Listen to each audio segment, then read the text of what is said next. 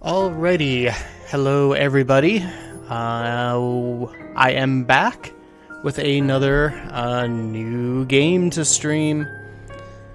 After finishing up Doki Doki Literature Club Plus Edition yesterday, it was time for a new game because we finished that outside of the little bonus side stories that game has, which I may do in the future, but not right now. So what we have here is a game called The Letter, as you can see here. It is a game I remember playing a while ago and really enjoying, and is also one that I don't really, see or hear people play it.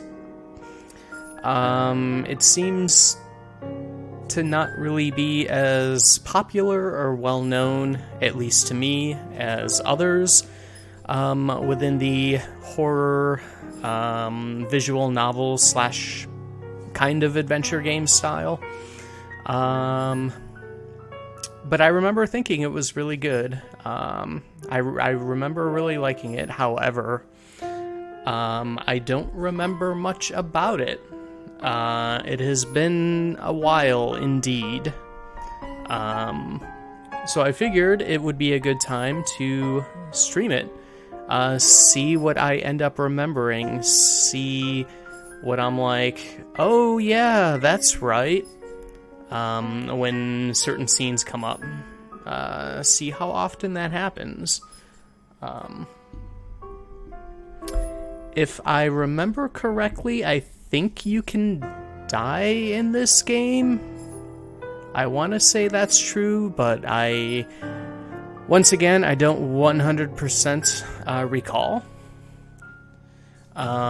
Fortunately for me, I do recall that this game has voice acting, at least for much of it, which will be a nice reprieve for me, considering all of the dumb voice acting I ended up doing between seasons 1 and 2 of The Last Door, and then, of course, Doki Doki Literature Club.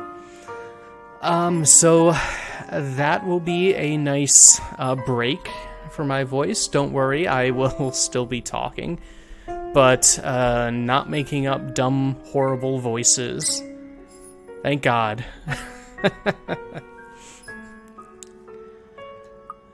Let's see. Oh, hey Greg, how's it going? Yes, I believe you were the one who actually introduced this game to me some years ago. That's exactly how I played it, because I probably never would have found it on my own. Or if I did, it probably would have been, not until today.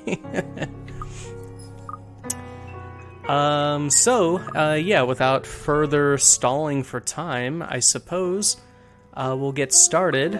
There was a warning: disturbing content lies ahead.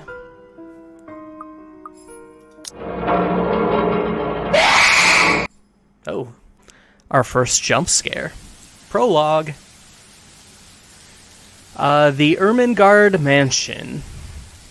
It was built for Lord William and Lady Elizabeth Ermengarde of Luxembourg, humble ambassadors of peace and beloved by their people. Both were well known for their compassion and generosity, never failing to extend a helping hand to anyone in need. Under their influence and wealth, what was once a small, sleepy village grew to a prosperous and bustling town. However, the seasons of joy eventually ended when the good nobles perished at the hands of a great plague. Their riches and legacy were henceforth passed on to their only child, Lady Charlotte Ermengarde. ... The mansion has stood since the 1620s, a witness to a very long history of joy and pain. After Lady Charlotte committed suicide, the great house was eventually left uninhabited. And that is when it began. Surrounding villagers spoke of seeing and hearing unearthly things, of cries and howls that filled the nights, and hearsay of a mysterious woman roaming the hallowed halls aimlessly. People who dared enter its walls were simply never heard from again. Even after 400 years, these stories remain, much like the house itself. Whispers about the once great house, its legend, and its curse still fall upon the villagers' ears. In spite of this, the current owners are convinced that these stories are nothing more than a hoax. With little regard for the truth, they had Briar Realty Corporation place the property back on sale. Like Pandora's box, the secrets that lie inside await to be discovered by brave souls. No matter what happens, take care not to be consumed by the curse. ...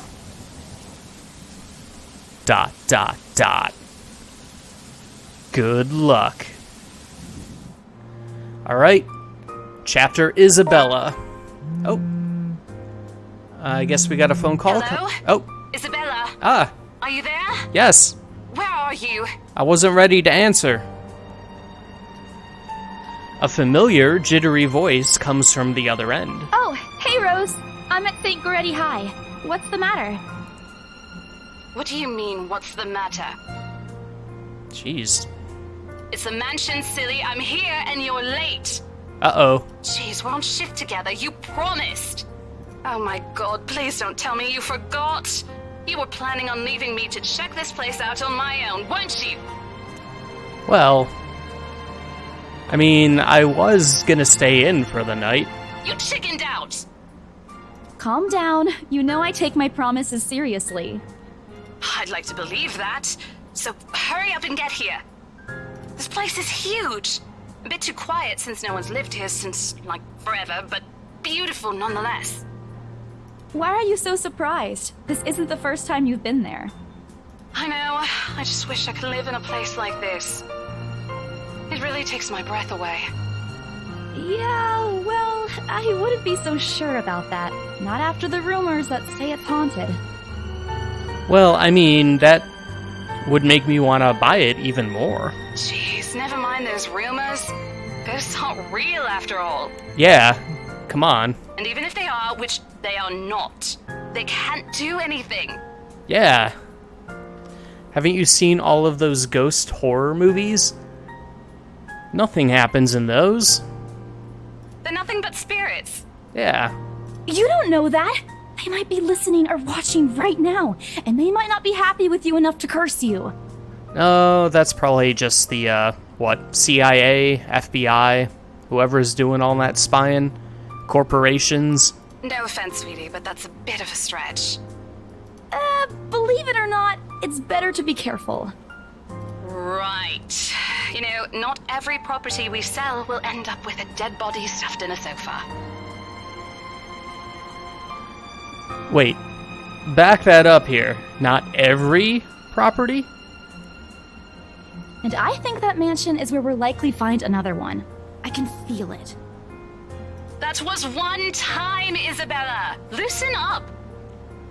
Wait, just get here ASAP, please. I'm getting bored being here on my own.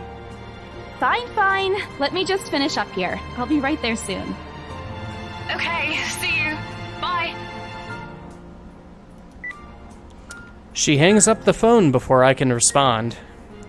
And I'm going to take a split-second break here already because, as usual, I forgot to turn off the air conditioner, and I'm sure that's probably getting picked up in some way. Hold on 1 second. It's like 3 steps away.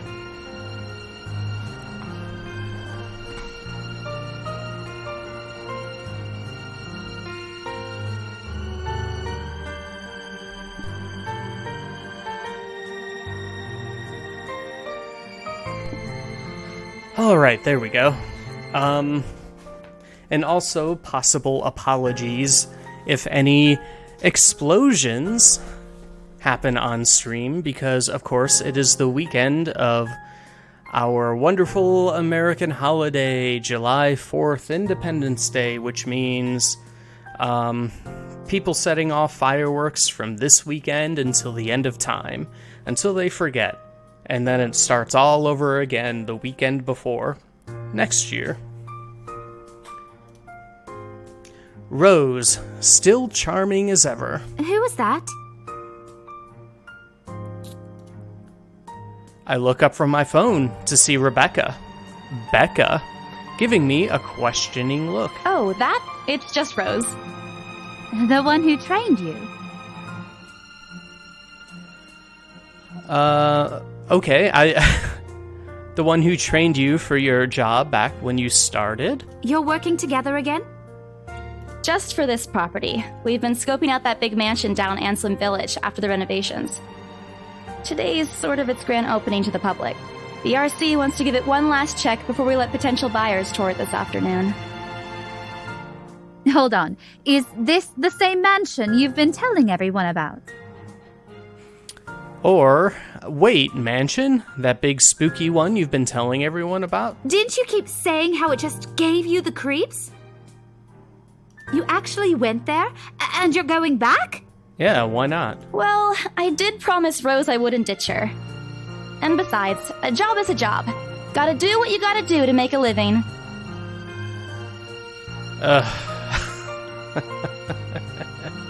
Pass.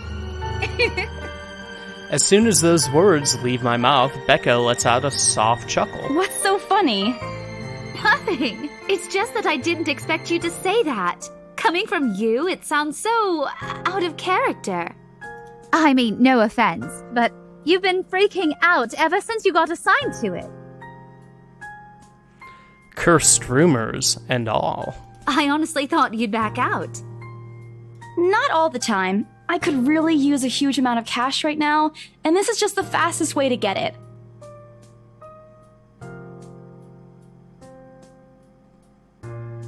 Yeah, I was trying to think if there's a faster way, but I guess already having a job would probably be the fastest way. Plus, listen to this. Briar Realty wants it sold as soon as possible, and the agent who lands the deal is going to get a huge bonus. They never give bonuses like that. Getting that would make life so much easier. They're desperate, I'm desperate, it's perfect. Perfect. A sympathetic look crosses her face. You know, if you're really in urgent need of money, you could have just asked me. Oh, I guess that probably would be faster. I mean, we don't have to wait for a paycheck. Or Ashton. We can always let you borrow, and you can pay us back whenever. Oh, Bari? I have to keep myself from groaning out loud. In the years I've known her, I can already tell what to expect once she has that expression. Becca! I've noticed that you've been living off instant noodles these past few weeks. She crosses her arms and grimaces at the thought. Her voice slightly rises as she begins to scold me. Instantly, I'm reminded why Becca excels at teaching boisterous teenagers. Stop eating junk! They're cheap, but they're not good for you. You'll definitely end up in the hospital if you keep at it.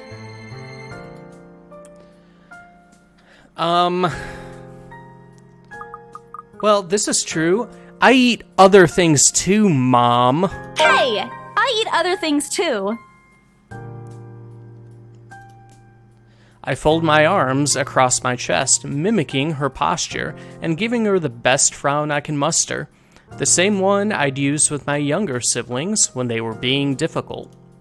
Instead, she only raises an eyebrow at me. That's not going to work on me. And I saw it when you were cleaning your flat last week. The instant noodle cups outnumber everything else. You're just exaggerating. Did you even see what's in my cupboard yet? Yeah, there's noodles that take slightly longer to make. I'm not just living on instant noodles alone. I've got canned beans, peas, tuna, ham, and even hamburgers in there. Wait. Hamburgers in where? Did you say, like, the cupboard or the cabinet? Do you have, like, raw hamburgers just out in, like, room temperature?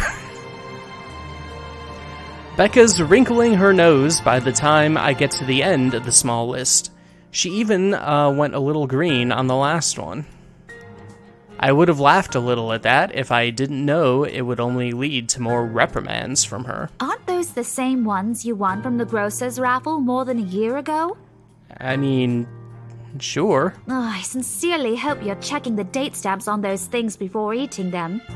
I don't want a repeat of last year. Oh, those are just a suggestion. In any case, those are still not exactly healthier choices, Belle. She shakes her head, possibly laughing at some funny, distant memory. When she looks up, I immediately brace myself. More words from her. Sometimes it's just better to let Becca talk until she's out of things to say. But when she turns her attention back to me, there is only warmth in her smile. What am I going to do with you? Give me money. She says this more to herself than me, her voice shifting to something kinder, even motherly, if I'm looking for the exact word. I hope you know that it's impossible not to worry about you when you're like this. You don't have to keep eating the same thing. Didn't I tell you before? You're always free to reheat my leftovers. Thanks, Becca. I really appreciate it, but you don't need to keep babying me. You've been taking care of me since after I moved here. You have to take a break sometime. And before you ask again, no. You know I'm not a fan of borrowing money. And I'm not going to ask you to give me what you earned hard for yourself. You and your pride.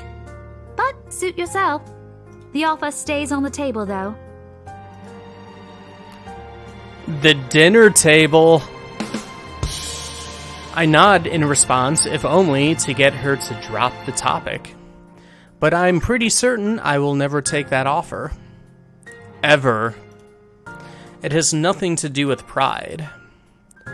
I've simply seen plenty of times how friendships can take a turn for the worse just because of a few unpaid debts. I don't want something like that to happen between me and Becca. We may argue about a lot of small, petty things, but she already feels like a real sister to me. I don't want to lose that friendship over something so trivial. Becca's movements, when she takes a quick glance at something behind me, snaps me out of my thoughts. Well, enough chit-chat. Lunch is ending, and my students will be back any minute. We can catch up later. Good luck with your clients. You better treat us to lunch or something if you get that sale. Well, we already talked about that. How do you feel about a nice lunch of instant noodles and cabinet hamburgers? You bet! With a small smile, she returns to her desk and begins sifting through the pages of a rather thick history book. She's probably working on next week's lesson plan, or trying at least. Her eyes are distant, and she doesn't seem too attentive to whatever's on the page. As if she heard my thoughts, Becca starts coughing heavily. Her hand hastily goes to her mouth to stifle the sounds. And this is precisely why I followed her here.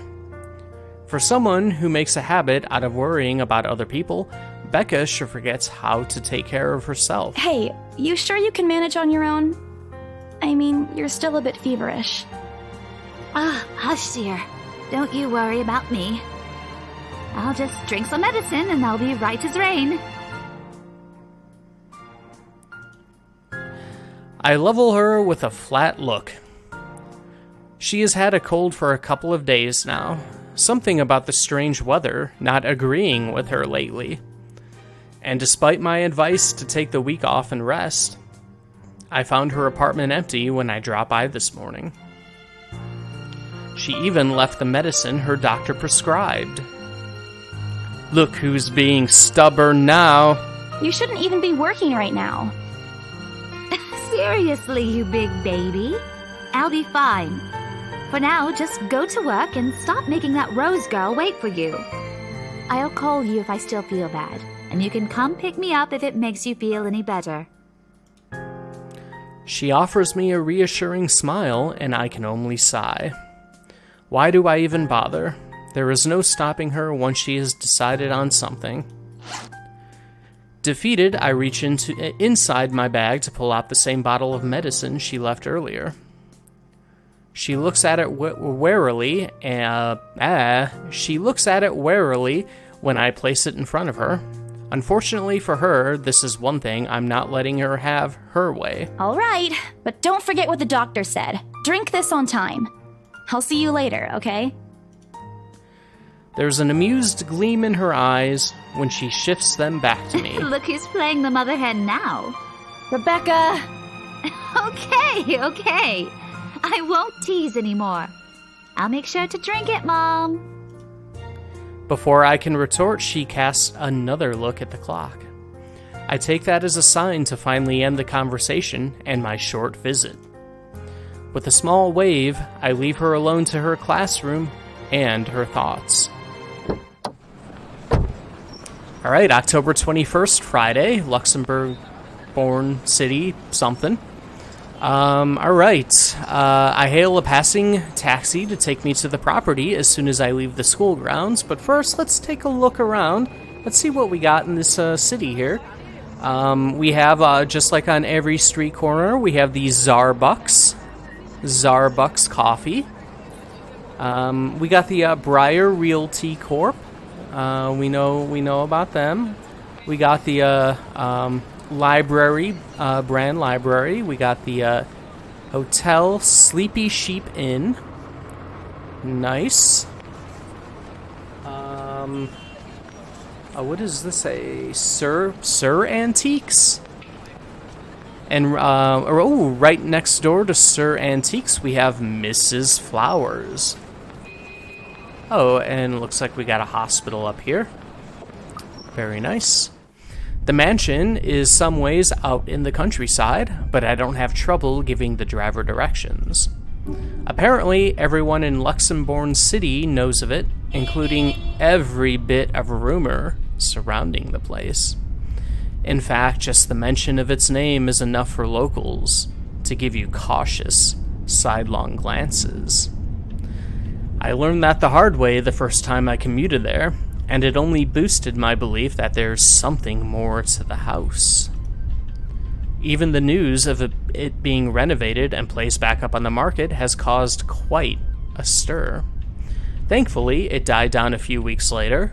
The place would have become a lot harder to sell otherwise.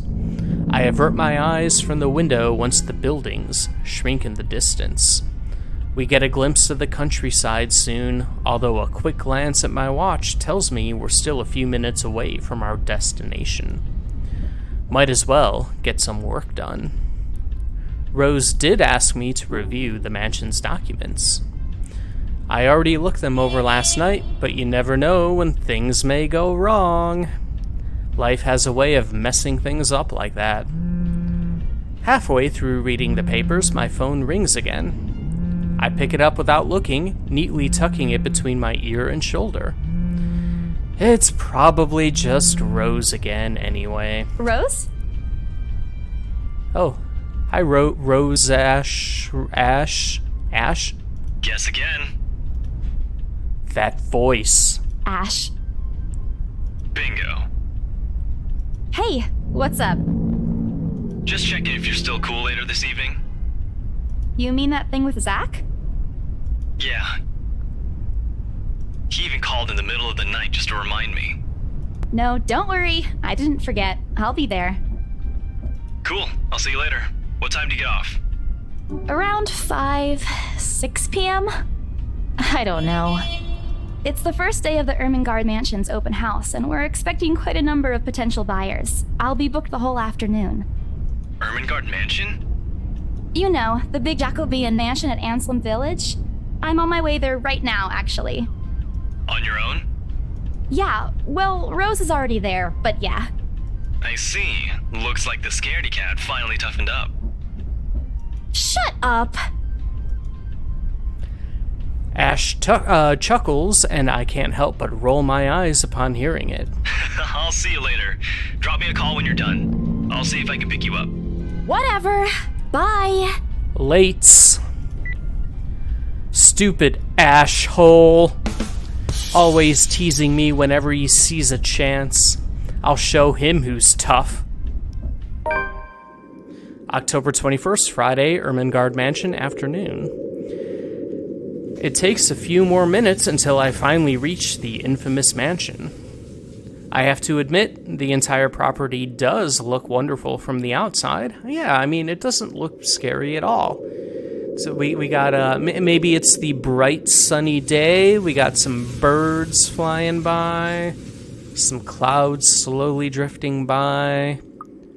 There's those birds caught in the time loop again. Yeah, it doesn't look bad at all. Got a nice balcony here. A lot of windows if you like to look outside. Yeah, alright. Yet despite all of this, it does nothing to hide that something is just wrong. The surrounding area is unusually quiet, and only the rustling of the leaves can be heard as the occasional breeze passes. While Anselm Village is just a few miles away, everybody keeps their distance on purpose. Perhaps out of fear, the horror of falling under the mansion's curse. Somehow, it makes me feel sad. The lack of immediate human presence just makes this place all the more eerie than it has any right to be. If it's uncanny in broad daylight, I can't imagine how this place looks at night. You planning to go inside that place, Missy? The voice nearly makes me jump out of my skin. Without completely taking my eyes away from the house, I give the driver a confused nod. A beat passes, while I wait for him to say more, but his only answer is a non-committal hum. Belatedly, it occurs to me that he must have been waiting for my payment. I mentally slap myself. Well, that's more of a punch. I don't have a slap sound. For spacing out, and promptly hand him the fare with an apologetic look. I expected him to leave as soon as I've paid, but there's a hesitant expression on him, as if something hasn't been said yet. Is there something wrong? Look, Missy, I'm sure you've heard what the people are telling everyone about that place. Nobody likes to be disturbed when they're at peace, and I'm pretty sure whatever they say is in that house doesn't want to either. I admit they did a good job fixing it up, but there must have been a reason why even distant relatives of the family who used to own the house never lived in there despite inheriting it. No wonder they wanted to get rid of it. Maybe they just didn't like it? You never know. He drives off after, but what he said has left a foreboding feeling in my gut. I breathe out a heavy sigh as I approach the house. After hearing enough of the rumors, I should have expected the conversation to take that turn. But I'm already here. Backing out is completely out of the question. It's not like I have a choice anyway. If I want to get that bonus in commission, one way or another, I've got to sell this property. You know, that is true. Often with horror movies, you know, we're all always like, oh, just get out of the house. Leave forever. And I, like, as far as I can remember, I think the first Conjuring movie was the only movie that really addressed that. Like, Ron Livingston's character, in response to, what's his name, just saying, oh, why don't you just leave? And, you know, his response was like, well, you know, we bought this house. We put everything we have, like, all of our money into it. We can't just leave, you know, which is very true. Just like this is Isabella's job. Just kind of stuck. So, horror audience members, quiet down. You can't just get out. You have to stay forever. The door is ajar when I get to it. However, while my copy of the keys dangle uselessly in my hand, Rose must have left it open when she arrived. That's weird. We may be the only people here this early, but I've never known her as someone careless. Alright, we're in the mansion foyer. Excuse me. Entering, what greets me inside leaves me gaping. They've cleaned every corner, waxed the floor, dusted the antiques, searched every nook, cranny, and crevice, and made it spick and span. All for the sake of making the mansion more enticing to the modern-day lords and ladies. But no matter how hard they try, the mansion still looks as soulless as ever. As though it's going to eat you alive. If you ask me, they should have just listened to what other people have been telling them and leave this place alone. Some things in this world are better left alone. Never to be disturbed, ever again. Rose? I call out. Rose, I'm here. Where are you? My voice echoes softly throughout the hallways. ... Oh, who am I kidding? In a place this big, I don't think she'll hear me no matter how deafening the silence is. She could be all the way on the other side of the property for all I know.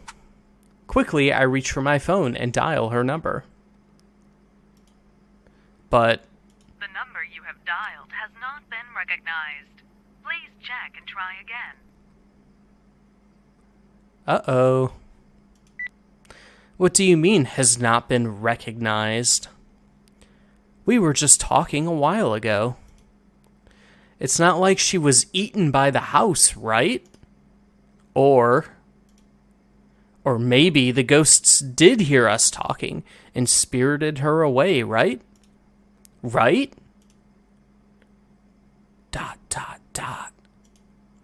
No, Isabella, don't be ridiculous. She probably just wandered deeper into the house and lost signal or something. I dial her number again, hoping the call will connect this time. The number you have dialed has not been recognized. Please check and try again.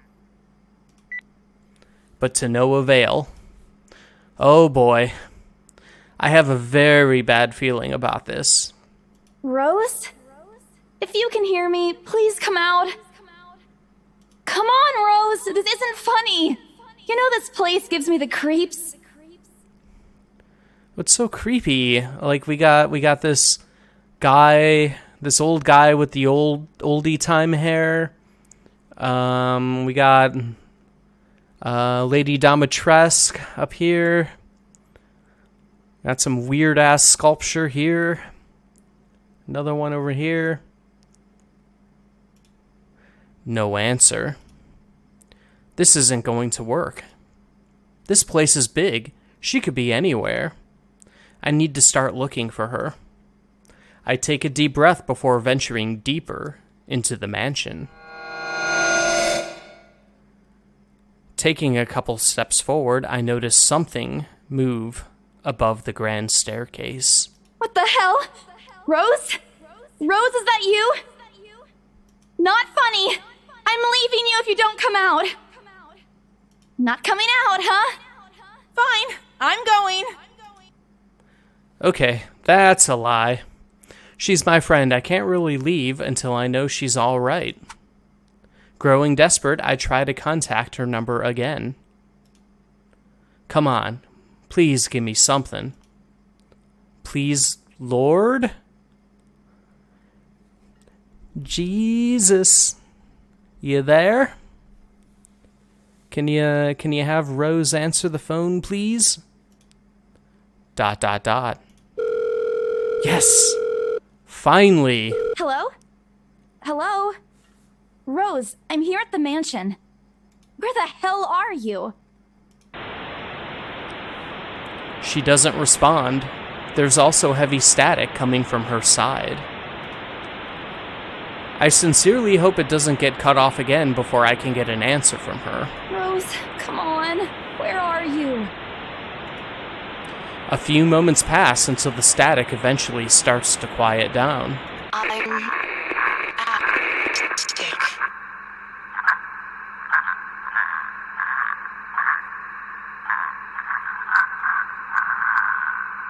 You're at Tick? What? The attic? Why? Sounds like there might be someone else on the phone there.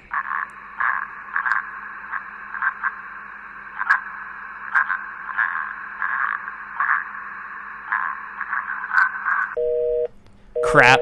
It got cut off. Man, do I really need to go there? With how deep inside the mansion the attic is, there's barely any signal there. No wonder I can't contact her. But why is she there? Out of all the places, she just has to make me go fetch her in the creepiest room of the place. Is she doing this to get back at me for being late? Whatever, I'll just go. The sooner I meet up with her, the sooner I'll feel better about being here. I carefully make my way up the staircase. I'm also being kind of reminded of, I guess, an aspect we don't really get, like, in games. Like, oh, how does this room look creepy or whatever? But I remember a thing, and I've experienced it once that I can definitely remember, and maybe I've experienced it other times. But I do recall once going to a lodge that is, I guess, famous as far as Ohio standards are concerned, for being haunted. And for the most part, being inside the lodge, like, it was fine. But, like, the atmosphere of the second floor of this particular place felt different. I definitely had, like, a real creeped out feeling when I was up there. I didn't see anything. I didn't see anything supernatural or ghostly, but it definitely had that vibe. And I've heard the same thing about people who visit, like, you know, like Gettysburg and all that, you know. It just has that different vibe. All right, we go up the staircase. My legs wobble as I mentally curse the fact that I've chosen real estate instead of picking a career that doesn't involve strange abandoned houses. Yeah, I suppose you could have been like an architect. You could have constructed normal new houses. Upon reaching the top, the grand hallway greets me. It branches out to the two major wings of the mansion, the east wing and the west wing. There are two attics here, one on each side. But the east one has been converted to a storage room of sorts, and somehow I find it least likely for Rose to wander there by herself. Besides, she never did like going into stuffy storage rooms. So I head towards the west wing first, where a simple wooden door at the end of the hall opens to a small room. Inside is another set of steps leading to the second attic. Unlike the grand staircase, though, the stairs to the attic are steep and narrow, made of old stones and covered with a thick coating of dust that kicks up into the air with every step. Thank God it's still daytime. If it wasn't for the light streaming through the door behind me, I might easily stumble and fall. With how old this place is, there are no light fixtures to illuminate the cramped passage up. Why they didn't bother to add one here when they renovated escapes me. Sheesh. They did it with the rest of the house. Cheapskates. A small bedroom welcomes me at the end.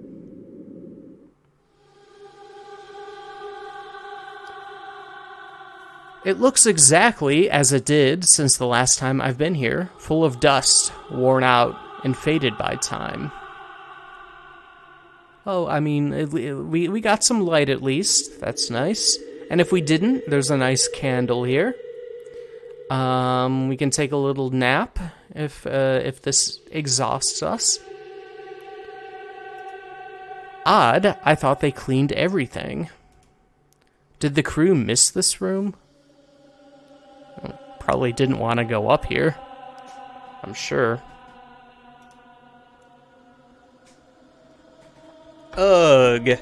Cleanliness is the least of my concerns right now. The more pressing matter is Rose. She's not here. Was I dreaming when I talked to her a while ago? Did I mishear her? No. It couldn't have been a dream. Well, I mean, does Rose usually say, "I'm in attic," and then have like noises in the background? I mean, come on, Isabella. After all, the creepy ambiance of this estate is doing such a remarkable job of making sure I stay alert and awake. And I'm sure she said she's here. Is this a prank? One of those attic pranks? Or maybe that phone call was Rose's last message to me before the curse got to her. Ugh, shut up, brain. You are not helping. Don't make talking. My God. Don't make this scarier than it already is. But if she's not here, then where is she? ...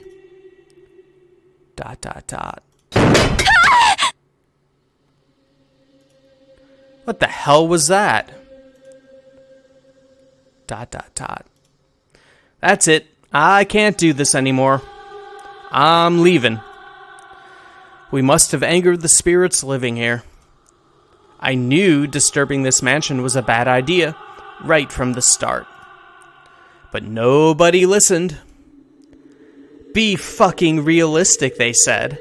They think I'm cuckoo because I believe in curses and ghosts and all that. Me and my outlandish backwater country beliefs. I've always strived to be a model employee, but not this time, no. I'm turning back for the sake of my sanity. Briar Realty can find another agent who is more fucking realistic to tour people around this haunted house. Before leaving, I take one last look at the gloomy old room. Just to check. Huh? What's this? My worries about Rose's whereabouts must have caused me to miss it when I first entered the room. But there's clearly something on the floor. It looks like... A letter? Ooh, could this be... the letter? Lying on the ground just a couple of inches away from my feet. Out of sheer curiosity, I lean down and pick it up. Strange. I don't recall seeing this the last time I was here. A few days back, me and a few other agents inspected the mansion to prepare for today. I had been the last to look inside the attic and leave, and this certainly hadn't been here before. Someone must have left it in this room since then. Did Rose leave this for me? Was she here a while ago? I couldn't have missed her though, could I? There's only one set of stairs leading to the attic. The letter isn't exactly in pristine condition. In fact, it looks rather ancient. The paper is so thin and rough, I'm worried it'll fall apart if I so much as touch it. But with great care, I open it, and what I read shakes me to my core. What? Oh my god. Help me, help me, help me, help me, help me, help me, help me, help me, help me, help me, help me, etc. Nothing but the words "help me" fills the page, all of it seemingly written with a crimson shaded pen. Or blood. Is this a new poem written by Yuri from Doki Doki Literature Club? I gulp. The same phrase just goes on and on until... Send this to 5 people, or else. Send this to 5 people or else. I already said that, Isabella. Or else what? Oh, you know. Or else what? As quickly as I can, I scan the back of the paper and peek into the envelope to make sure I'm not missing out on a second page. But there's nothing. No. Oh, please, no. My hands tremble as dread creeps over me. The room is suddenly getting colder. I need to get out of here. Folding the paper in half, the sight that greets me next has me frozen on the spot.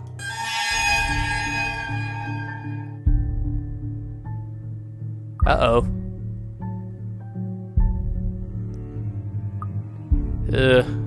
Looking good. A pair of blood-soaked feet enters my field of vision, covered in gaping wounds, with skin eaten away to reveal flesh, bone, and all manner of things one isn't meant to see. It's too much. All of it is too much. I want to cry, call for help. But the words catch in my throat. Even my feet won't move, completely paralyzed out of terror. Lord, help, please help me.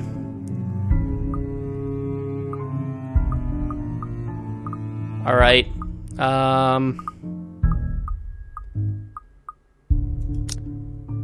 Is there a...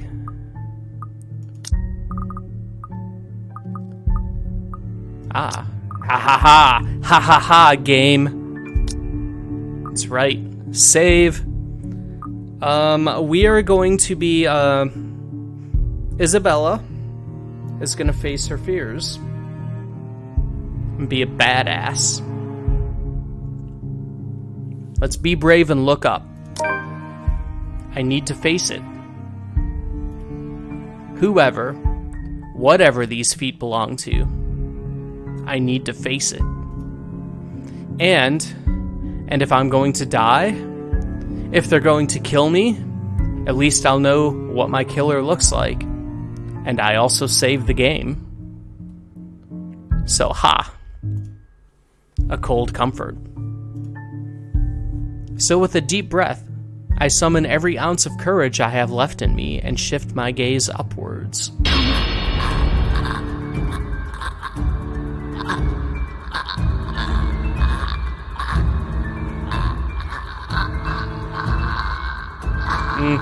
Maybe not a good idea to look up. Please, don't hurt me!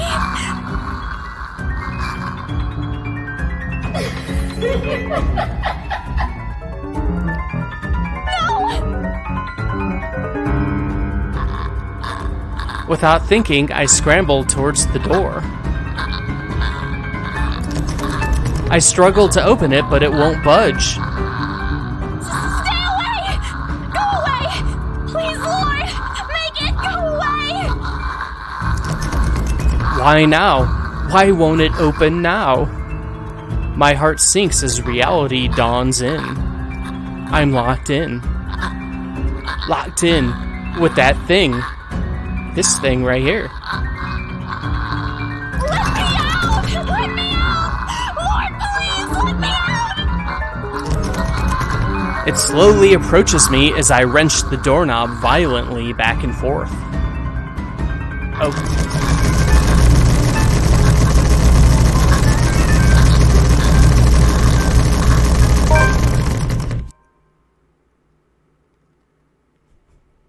I forgot there were like QuickTime events in this game. But we did it. Yes. Yes. We did it. The door finally swings open, and I couldn't have been happier. Wasting no time, I leap out the door and don't look back. My feet pound against the floor in rhythm with the loud, fast beating of my heart.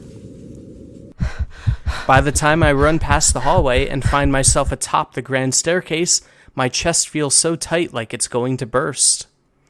But that's nothing compared to the feeling of hope the sight of the exit gives me. Racing down the stairs, a breathy laugh escapes me and my shoe slips and I find myself falling. Until my back hits the ground and pain racks my body. My head grows fuzzy and my vision dims as I fight to stay conscious. Hey there. No. Go away. The last thing I see are those feet before all I know is darkness. ...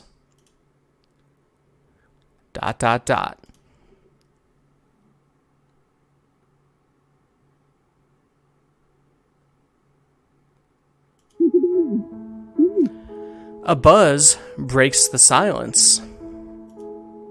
I start to rouse, pulled into consciousness against my own will. I've never felt this tired before. I just want to sleep, but the incessant buzzing, poking, and prodding isn't letting me. My old mattress may not be the comfiest of places, but that doesn't make me any more eager to wake up. 5 more minutes, Becca. I swat away what is nudging persistently at my side. Can't I just get a few extra minutes of sleep today? I promise I'll work hard once I'm up. Lies. Lies we tell ourselves. A hand lightly taps my cheek, and something cold is suddenly being pressed at the back of my head. The icy sensation slowly spreads throughout the area, giving me an uncomfortable feeling.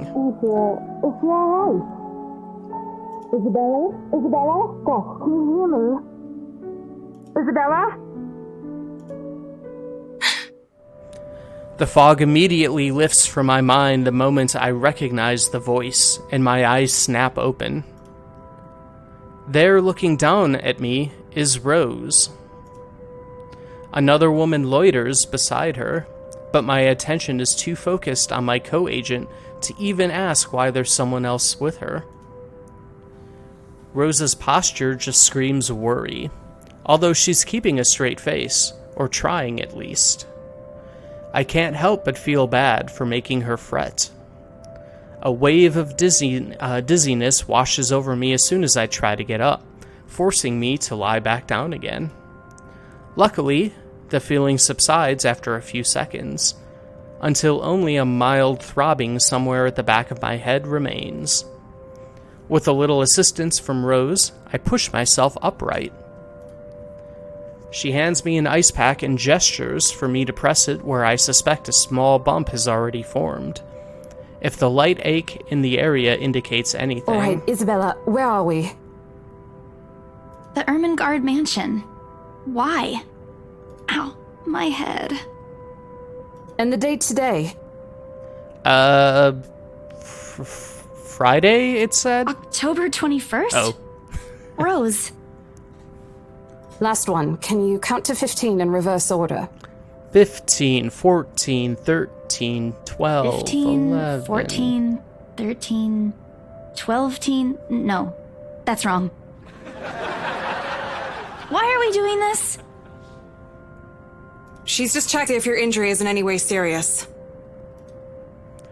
This time, I curiously regard the woman standing beside Rose. It's impossible to overlook her, what with the way she towers over us. And here I thought Rose is already tall. Who is she, anyway? One of the remaining cleaning crews? But with how primly dressed she is, I don't think anyone would want to clean in a suit, an expensive suit at that. The gloves alone must have already cost a fortune. Her eyes slowly shift between me and Rose, considering us with an almost unreadable expression, before finally fixing a sharp gaze on me. I can't help but fold my arms protectively over myself as she does so. She may be far from a cleaning crew, but she certainly looks like our supervisor during evaluation. Just do it, please. I eye them both warily, but recite everything as she has asked. Rose releases a breath of relief once I'm done. You scared me for a moment there. I was about to call for an ambulance. Are you all right? Exasperation soon replaces the dull ache. The memory's a little fuzzy, but the attic? And... There was someone, Rose. In the attic. Someone? You mean a client? Oh, that's unlikely. It's probably just one of the cleaning crews. The boss sent a few of them back this morning for some last-minute... No, not any of those. I'm not actually sure. Rose, it was kind of like some kind of gross corpse thing? Ghost person? Wait, didn't I call you? You said you were in the attic when you answered. That's why I went there in the first place. Both Rose and the lady look at me like I've just grown another head. Did I say something weird? Rose quickly casts an apologetic smile at the woman before the awkward silence stretches on further. It's her saleswoman smile, the same one she taught me back when I was still her trainee. I should show this to troublesome clients, or just avoid trouble in general, she advised. It's also the same one she gives me when I've done something particularly absurd that may cause us to lose a potential sale. Her eyes are serious when she turns back to me. She takes both of my shoulders, gently squeezes it, and with as much patience as she can muster. As much as I'd love to have gotten at least a heads up of your arrival, I didn't really get a call from you. You know, signal here is absolutely horrendous. I was in the garden earlier and couldn't even make a single call. Isabella, I'm going to ask again. Are you really all right? What happened?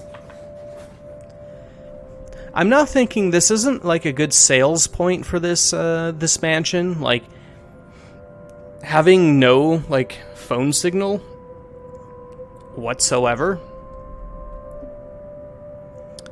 I don't know. I'd probably pass. Like, you know, I need my phone. I don't call anyone, because why would anyone actually do that? But, you know, you got the internet, you know. You look at things. Actually, it would probably be better if I didn't do any of that. So maybe that is a good selling point for this mansion. You save some sanity points, you know, not having phone or internet access on your phone, to counter the loss of sanity with the ghosts. I don't know. It's all a bit blurry. I remember I was looking for you, but you weren't in the attic. And there's whoever it is. Then I must have tripped on a rug or something on the way down. Oh, Oh no. Do you think someone came in while you were out? You left the main door open. We are so going to get into big trouble if something gets stolen, Rose. Perhaps it is a concussion. Are you sure you feel fine? We could still call for an ambulance. I could cover for you. No, I'm fine. I'm okay, Rose. I can work. Wait. Hold your horses, Rose. I can't just miss an important sale because of a minor bump in the head. An extremely minor bump. I've had worse when I was a kid. This is nothing. Besides, if I leave, you'll have to shoulder everything in the open house, alone. And in a mansion this big? Well, there's also the part where I may lose that bonus BRC promised, but that's completely beside the point. Rose gives me a skeptical look when I return the cold compress to her and push myself off the floor. I have to use the staircase's railings to steady myself, but otherwise I feel fine. See? I'm A-okay. The two of them exchange a worried glance, and Rose assumes a contemplative look. I bite my lower lip in anticipation if she says no. All right, you in.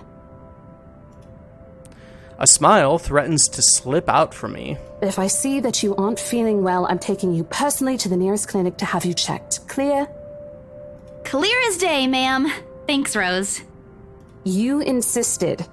But remember what I said. First sign of you looking not okay, and we're off. No questions asked. It's just a small bump. Don't worry. You shouldn't downplay these kinds of things. It could be a serious injury for all we know. Suddenly, a small cough sounds against the walls of the foyer, interrupting our banter.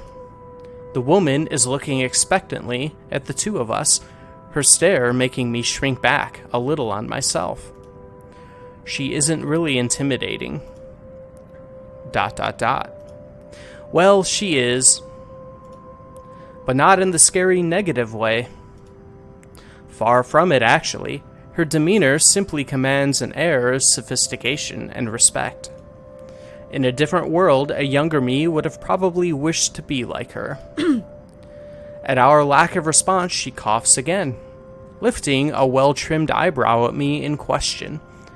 Words get caught in my throat at the sight of it, and Rose, as usual, is swift to catch my blunders. My sincerest apologies, Mrs. Miss McCulloch. Marianne McCulloch. She hands Rose her business card. Alright, we got Marianne McCulloch, Trally Rose Designs, interior designer. We can email her at mcculloch@xmail.com. And there's her phone number right there. The words interior designer catch my eyes before my partner flips it over.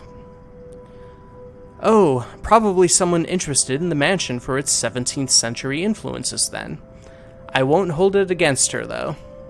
Despite the hearsays and remaining uninhabited for years, the mansion's original fittings and furniture have been kept completely intact and restored to pristine condition. I suppose some people find that trip to the past feeling appealing. After all, with what it offers, this place could be a haven for people looking to live somewhere with a classic historical charm. Miss McCulloch, I'm Rose Cooper, and this is my partner, Isabella Santos. We're just ironing out a few things, but we'll be starting the tour soon enough. In the meantime, we've prepared some refreshments for you in the parlor while you're waiting. If you could please. Thanks. There's no need for it, though.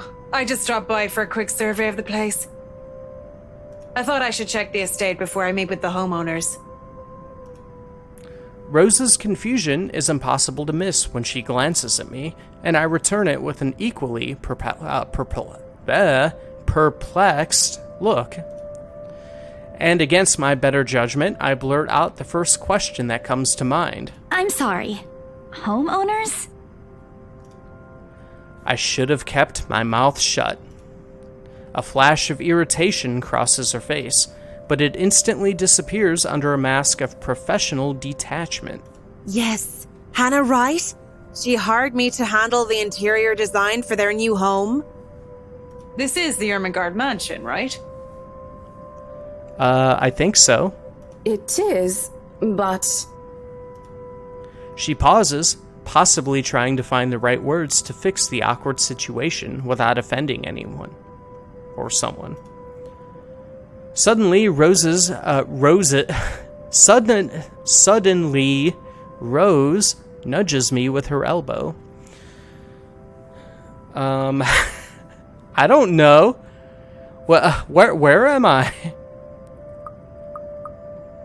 Let's see. Well, I guess we'll check with our supervisor. Sounds a little more professional than I don't know.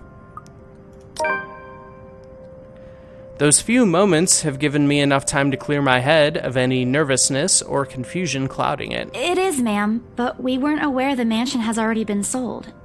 What do you mean? I almost flinch when she turns her gaze on me, but I stand my ground.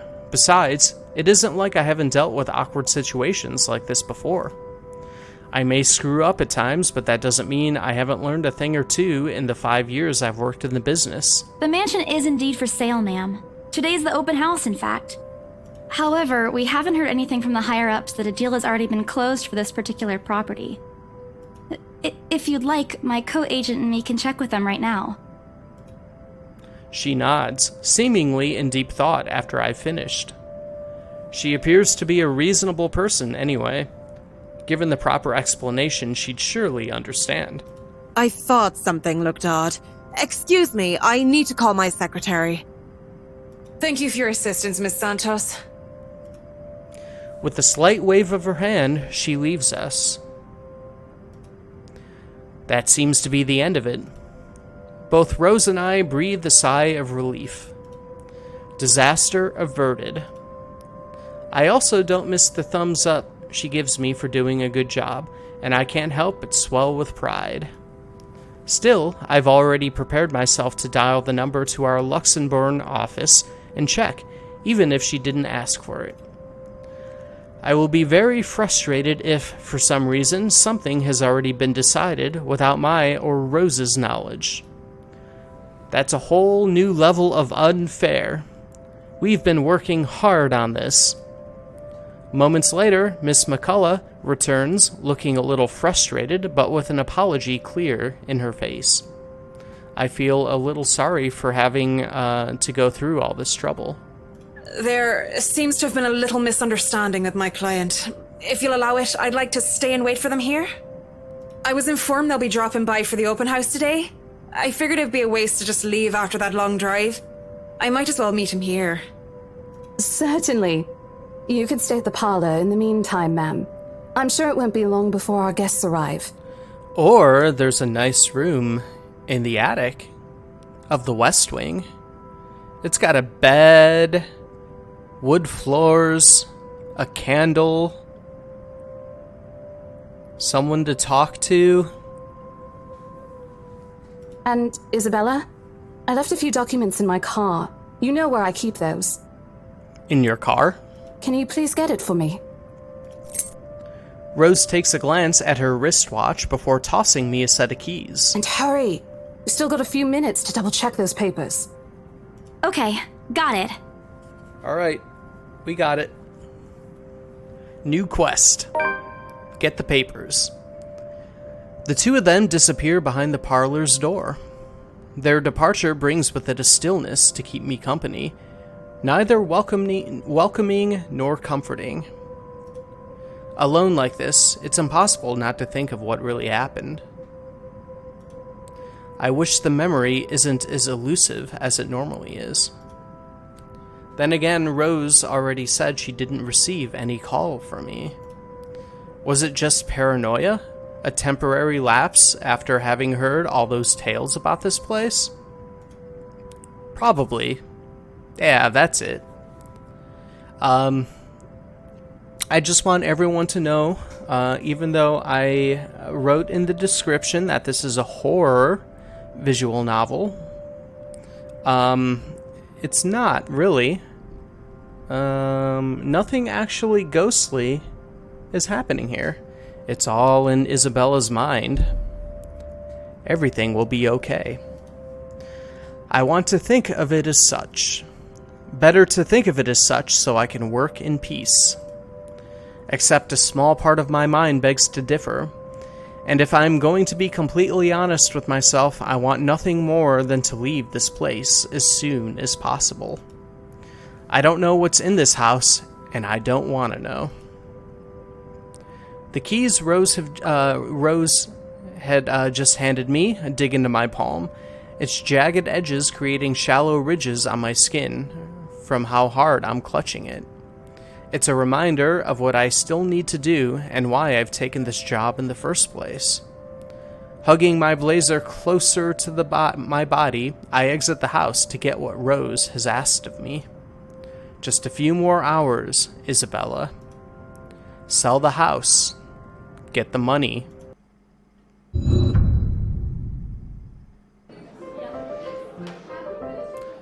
All right.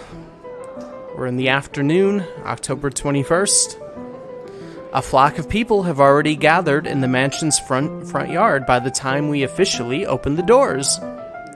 Got a nice little tune going. Let's see if I get a some kind of copyright notice from this little piano tune.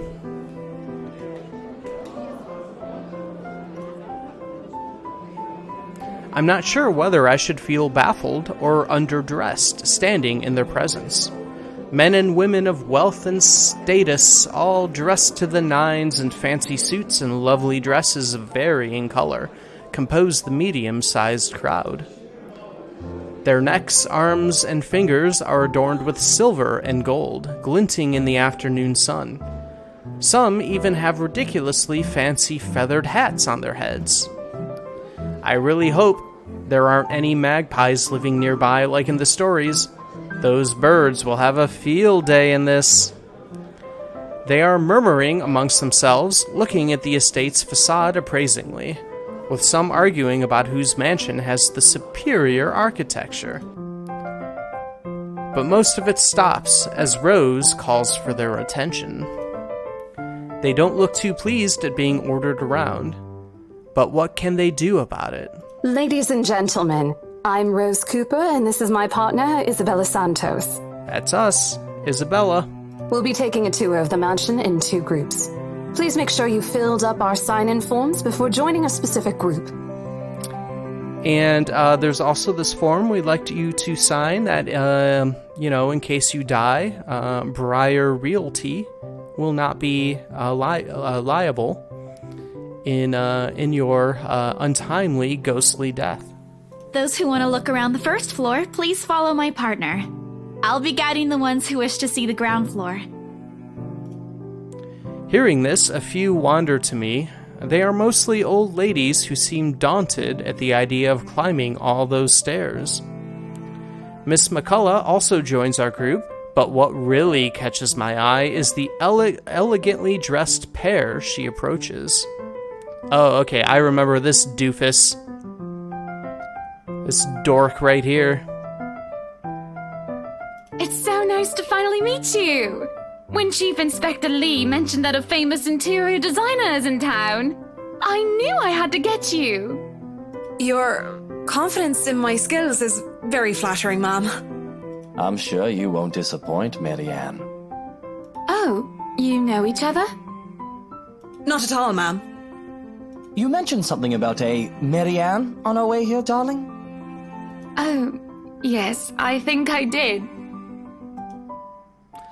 Ah, they must be the clients she was talking about. I might have seen their faces somewhere before. Some magazine? Or the television? I can't quite remember. But then again, most of our guests have likely ended up on the news, one way or another. I won't be surprised if these two already have. For people who are popular, though, they aren't dressed as loudly as the others, and in their simplicity, the couple stands out.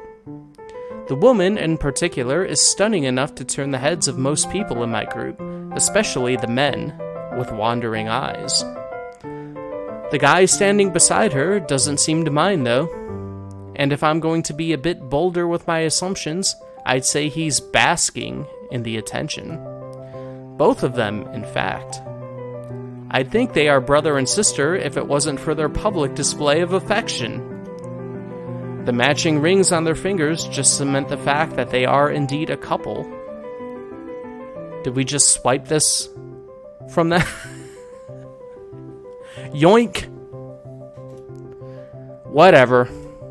Couple or not, what's important is we get this deal closed before the current owners can even think of canceling the listing. I just hope one of the people in my or Rose's group is brave and generous enough to buy this mansion. And so, with papers in hand, I lead the way.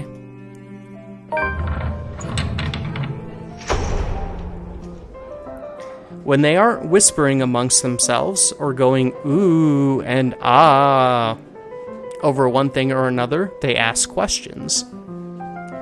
From how the restoration process went to the history of the place, I answer them all, more than happy to talk about the art pieces and architecture mostly. However, I'm careful not to mention anything about the urban legend.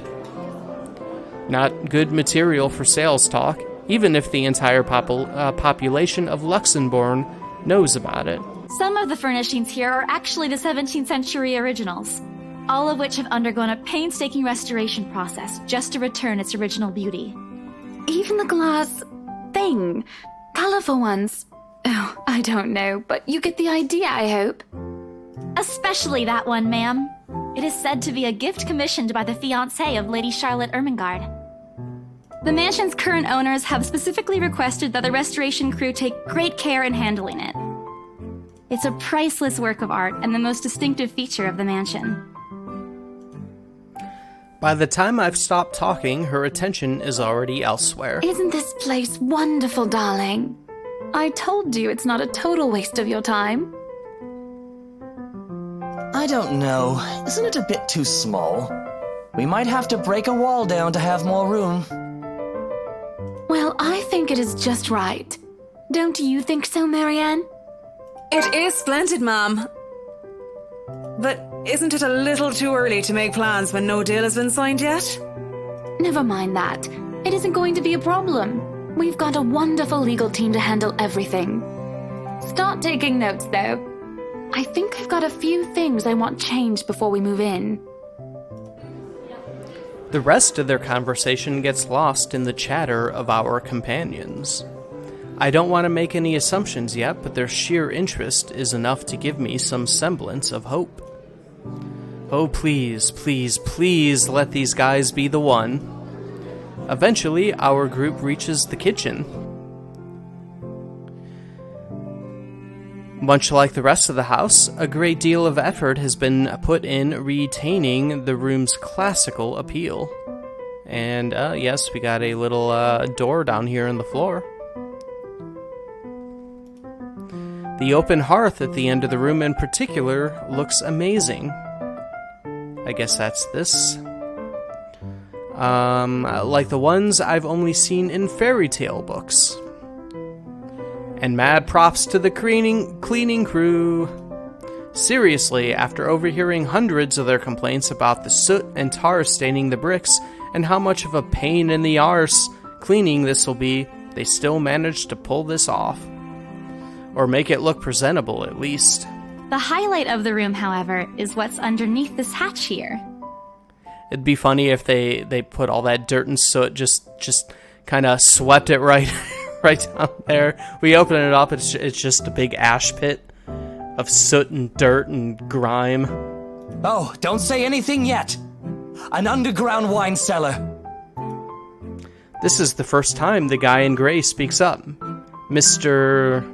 Luke Wright, my memory supplies from the forms they signed earlier. His sudden attentiveness catches me off guard.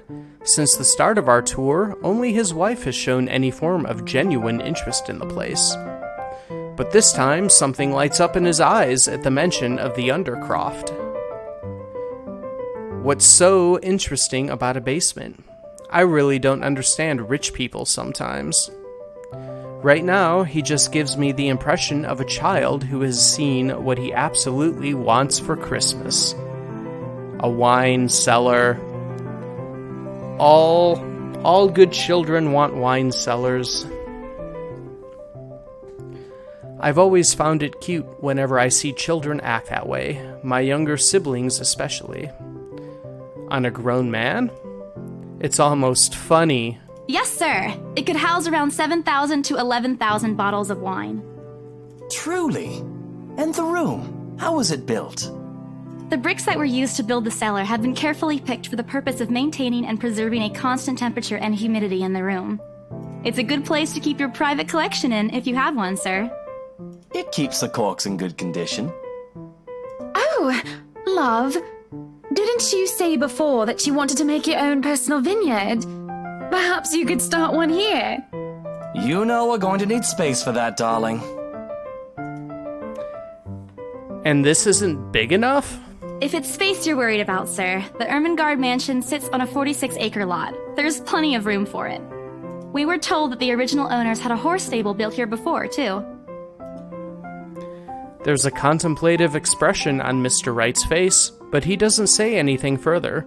His wife, however, seems really pleased that he has started to show interest, if only a little.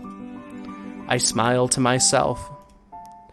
I may not completely understand how these people's minds work, but I sure as hell know how to spot a buyer with sincere interest. Score! I can't wait to tell Rose.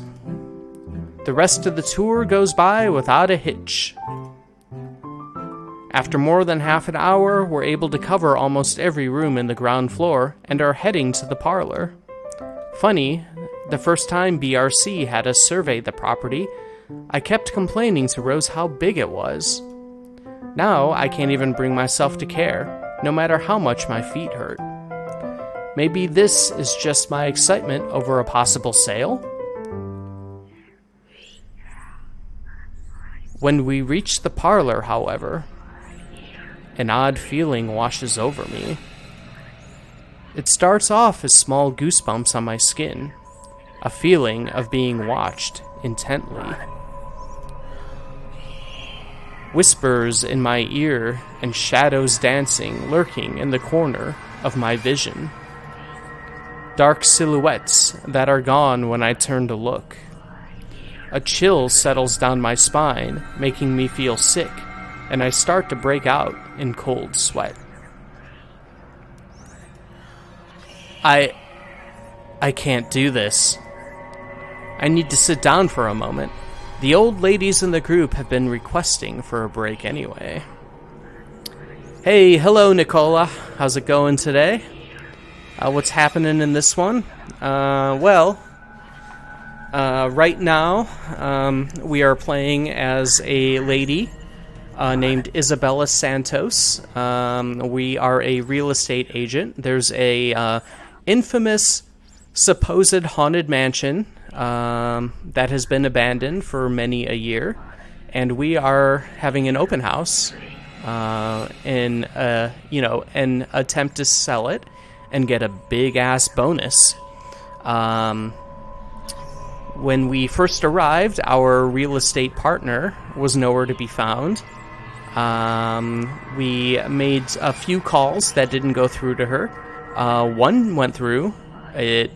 Our character thought it was her, but we, the player, highly doubted it because it was kind of like a ghostly voice telling us to go to the attic, in which we encountered a gross, bloody, skinless ghost person who quick time evented us out of the attic, and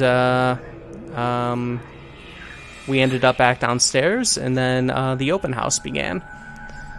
And now, after successfully showing things off, we are now in another creepy room. We're feeling kind of creepy. So, you're brought up to date so far. Let's see. I need to sit down for a moment. The old ladies in the group have been requesting for a break anyway.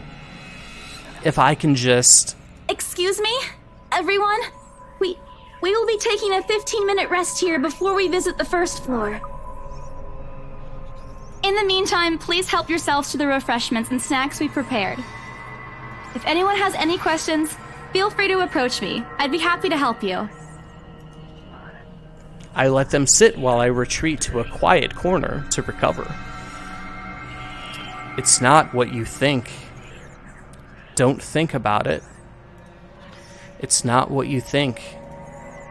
I've probably just caught Becca's cold. Don't think about it. I'm left alone for a good while, the same words spilling out of my lips in a silent prayer. Until a hand taps my shoulder. Hello, you there? Yes, ma'am? Oh, look at you! Having to show a group around a mansion this big must be exhausting. Not a problem, ma'am. I'm just doing my job. What a hard worker! Anyway, Isabel, right? Isabella, actually. But yes, what can I help you with, ma'am, right? Please, just Hana. Call me Hana. I just wanted to ask, how soon are we able to move in? My brain completely stops. The sick feeling plaguing me is suddenly gone, replaced by utter bewilderment. Is this a joke? She looks at me expectantly as I struggle to come up with an answer. Wait, ma'am, you see... But we haven't even negotiated a price yet, ma'am. We haven't even finished touring the rest of the mansion. A sale would be great and all, but... She stops me from speaking any further and puts a hand on my shoulder. For a moment, with her tight smile, she looks as if she has tasted a particularly sour lemon. Oh, please, sweetie, don't insult me. Money is not a problem. To be rich.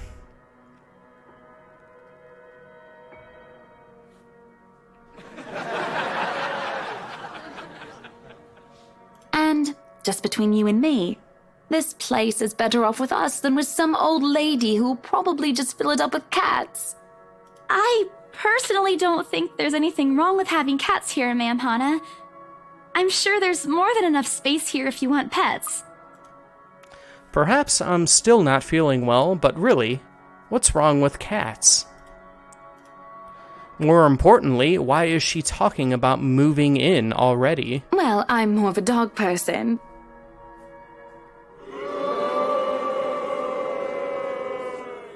But you see, this is going to be a gift to my darling. It's going to be our anniversary soon. And it would be so wonderful if you can secure its purchase for us. Why, I can even offer something extra if you help us out with the paperwork.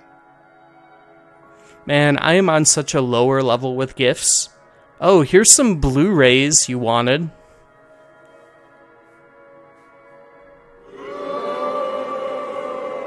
Yeah, I know. Yeah, where's the mansion? We actually have a process for this, ma'am. I don't really think that would be necessary or appropriate. And just what are you two lovely ladies talking about here? Leaving me and our lovely interior designer to talk here by ourselves. Oh, I just love this dipshit guy. What would the people think, darling? Oh, it's just small talk, love. I was asking if she could help me with the paperwork. I try not to wince when her nails dig into my shoulder. I can't help but send an imploring look at Miss McCullough, who only gives me an apologetic smile and a shrug. Yeah, I can give you a fact sheet and a form to fill out. She wastes no time in taking the papers from my hand and shuffles through the bunch. Oh man, Rose is gonna be so angry at me for letting her do that. Wonderful. And Marianne, I'd really love to talk to you about those changes. You took some notes earlier, yes? I did, Mom. But I really hope that this time...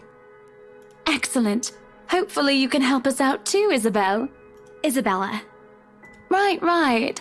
It's a lovely name, Isabel. It's Isabella. Yes, that's great. We'll be more than happy to put in a good word to your superiors too, and... What's this?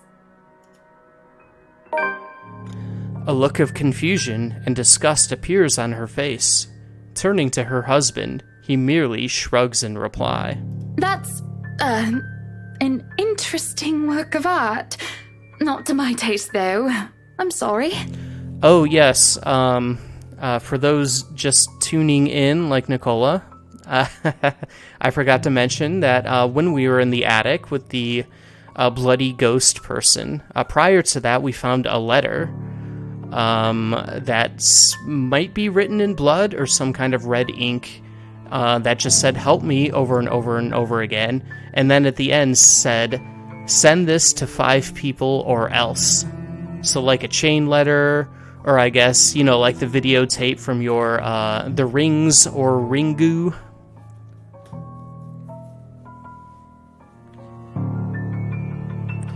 We will put in a good word for you if you let us refuse to call you Isabella. Yep, bloody chain letter. Darling, Buttercup, art is a complete overstatement for this garbage. It looks like a cheap prop from a D-list horror film. Shush, love. Let the girl do what she pleases with, what do they call this? Oh, forget about it. At the very least, it's not as dreadful as the one art exhibit I was forced to attend last month.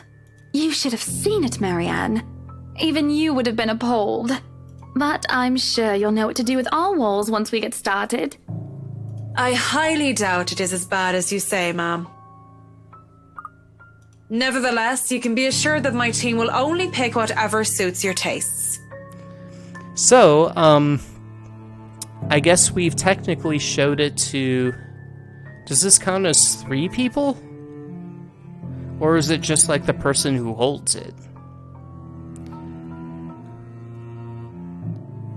And I'm not just asking that, like, rhetorically. I honestly don't remember. Nothing of this chain letter sort, of course. It has to always work with a palette. I'm quite sure chain letters these days don't come in this form. It's my turn to be puzzled. What do they mean? Rose and I double-checked everything. Are the papers I handed not enough? I want to ask what I did wrong. I don't want to mess this up. But with the way Ma'am Hannah's leading the conversation, I'm afraid that's exactly what will happen if I do interrupt her. That's good to hear. See, darling, isn't she an absolute delight to work with? I can't wait to see how this place will look when she's done with it. Oh, you don't have to tell me that, Buttercup. A smile is back on her face when she turns to me and hands me a strange piece of paper. I would still put it away if I were you, though. Otherwise, people might get the wrong impression. Anyway, as I was saying... I don't hear the rest of what she says after that. I can only stare down at the paper, at the letter in my hands. The sides crinkle in my grip, and my breathing grows labored. Dread quickly fills my mind. Isabella? Isabella? Are you all right? You're looking pale. I didn't even notice when Rose's group joined us in the parlor. I want nothing more than to say that no, I'm not all right. I want to leave this place, because I remember everything as clear as day. The letter and that woman in the attic. It's real. The letter... I'm sorry, I didn't know. Careless? I've been so careless. How do I even tell them that without looking like I've gone mad? Should I even tell them? Alright, do we show the letter to Rose, or not show the letter to Rose? So, this is a tricky one, because... I mean, if this letter is cursed, and it has like a ring/ringu kind of thing, or, you know, like the chain letter version of that, then are we putting her in danger by just showing it to her? Or do we not show her the letter and just look crazy?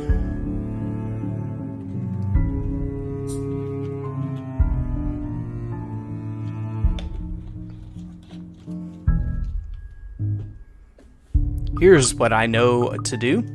Save. But if I remember, these decisions do not take effect immediately, so, you know, saving now is going to be meaningless for later on.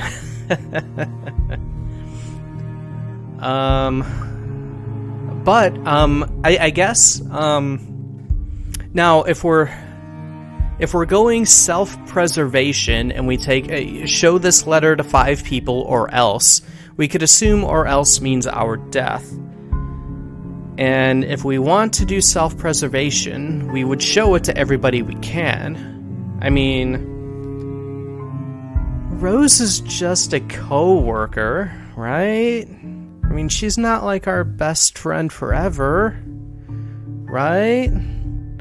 I mean, don't we all have co-workers we'd show like a murder letter to? Honestly? Am I alone in this? Let's see. Let's show her she has green hair and she can look after herself.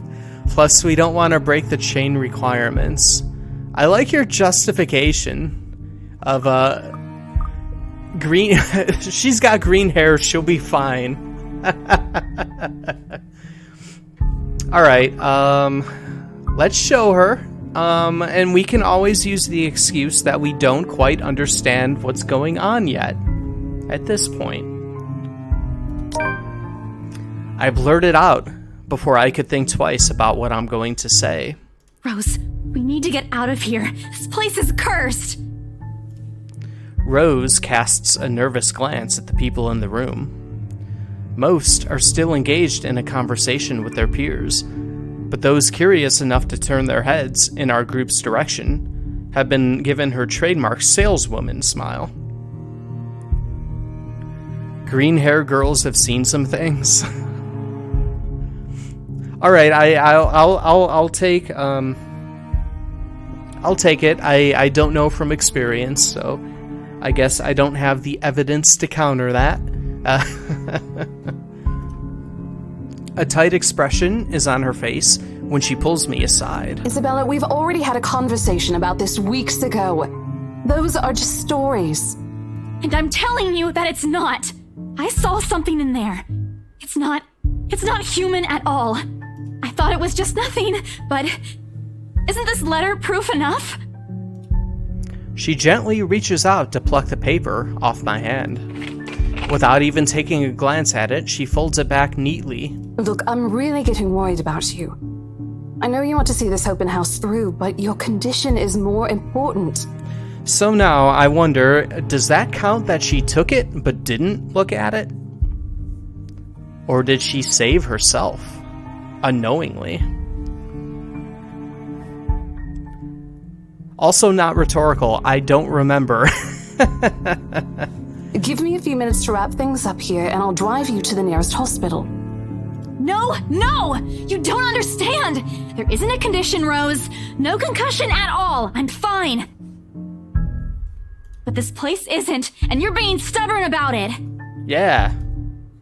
Before Rose could open her mouth for a retort, a hand lands on both of our shoulders, pulling the two of us a distance closer. Now, ladies, what seems to be the problem here? Nothing, sir. I just had to clarify a few things with my colleague. Well, it certainly seems intense. A smile fits the two of you better, in my opinion.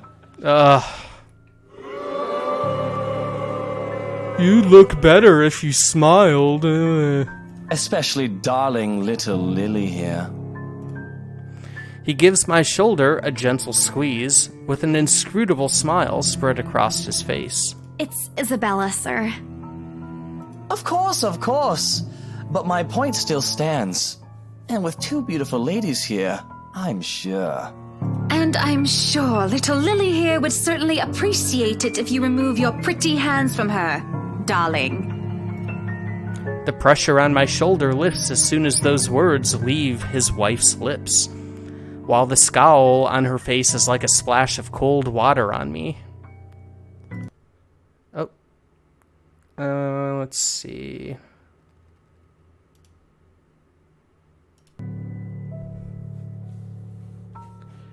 Definitely show this douchebag the letter.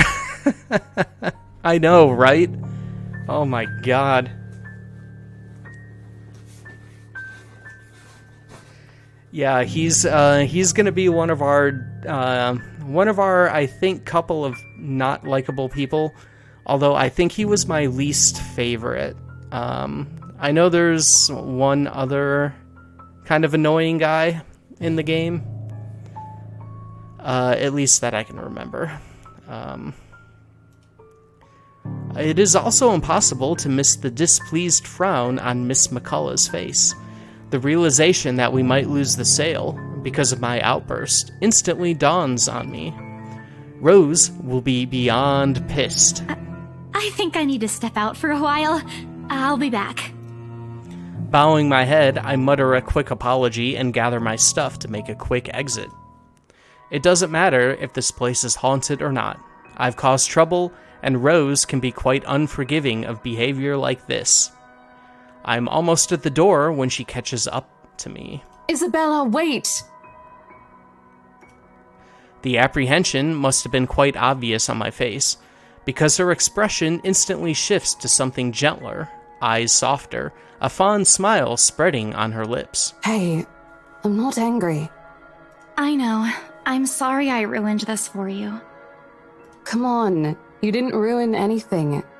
It's not like we haven't ran into any problems before.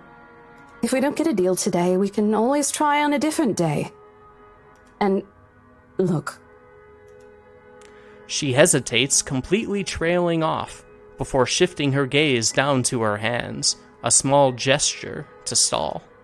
Her fingers are fiddling with a piece of folded paper. It's that stupid letter again. My hands stiffen when she gives it back, but I take it nevertheless, more as an automatic response than any desire to have it back. I'll throw it away if I can. But I have this nagging feeling that one way or another, it'll find its way back to me, regardless of what I do about it. Rose, you have to let them know about... I know you want us to get this sale so badly, and we've made a lot of plans on how to go about this. I mean, who wouldn't? This is the first time I've been assigned to a property like this. I've sold plenty of houses before, but nothing like what we have here. It's a beautiful house. I'd love to get one of my own if I ever win the lottery. But I think... Look, here's the thing, Isabella. If we are going to do this, work on something, I don't know, this big, I need you in top shape. And the way you are now... My mind stops. What? Wait, no, I can still work. I just need to get myself together. That's what you said earlier. I let it go because I thought, hey, it's your own body and you should know more than anyone how you feel. But after this, I really think you should take a break. You're kicking me out?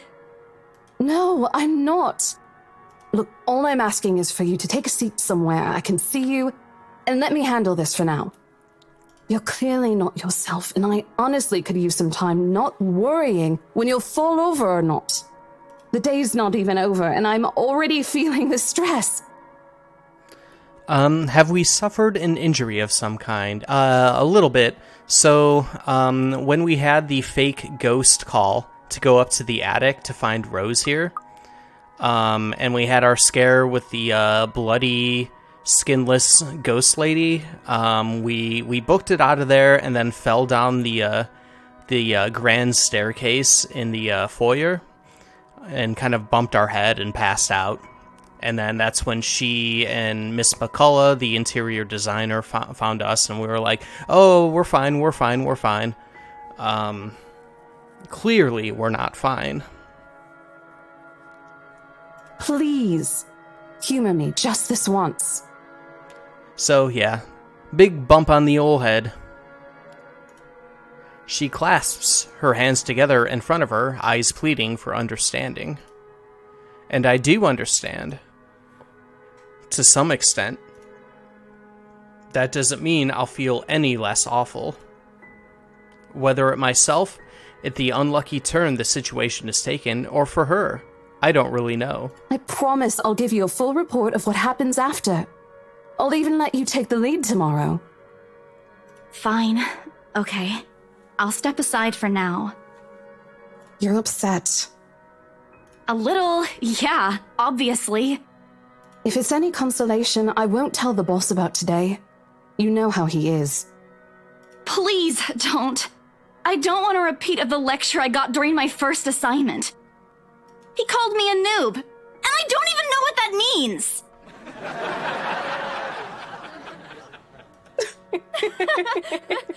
At the memory, we both burst into helpless giggles, earning us strange looks from the guests milling about the door. Talking and laughing like this, it's easy to forget any mishaps that happened. Little things you learn to appreciate, I guess. So, are we good? I'm still not okay with it, but Rose has a point. It's better for me to step out of this one for now.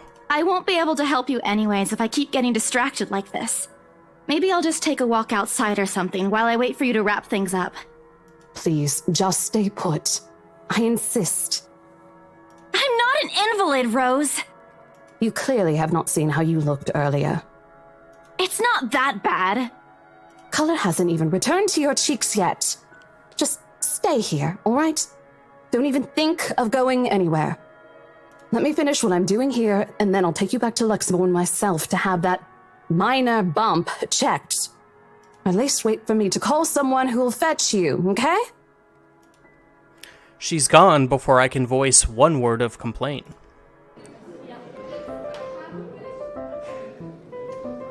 Left with nothing else to do, I find myself drifting back to the foyer. Yes, this is the staircase that we fell down and bumped our head. A few visitors linger in the area, some merely enjoying the afternoon sunlight streaming through the stained glass windows. Others can be seen admiring the priceless antiques decorating the room.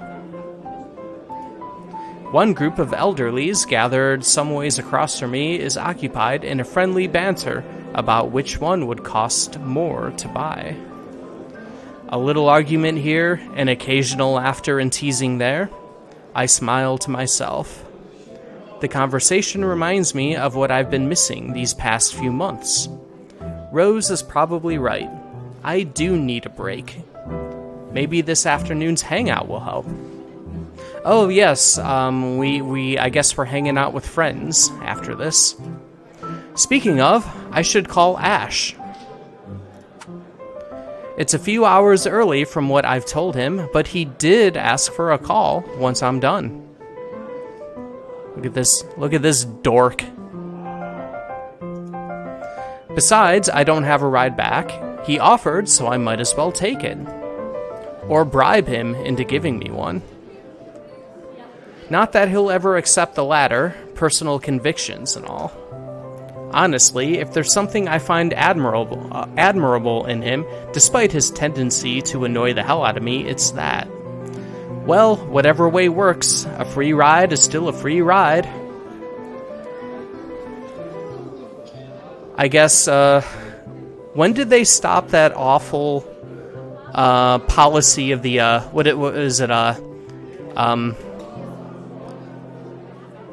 ass, grass, or gas? Nobody rides for free. That whole thing from like the 60s and 70s. Probably died around then. Maybe back in the 80s.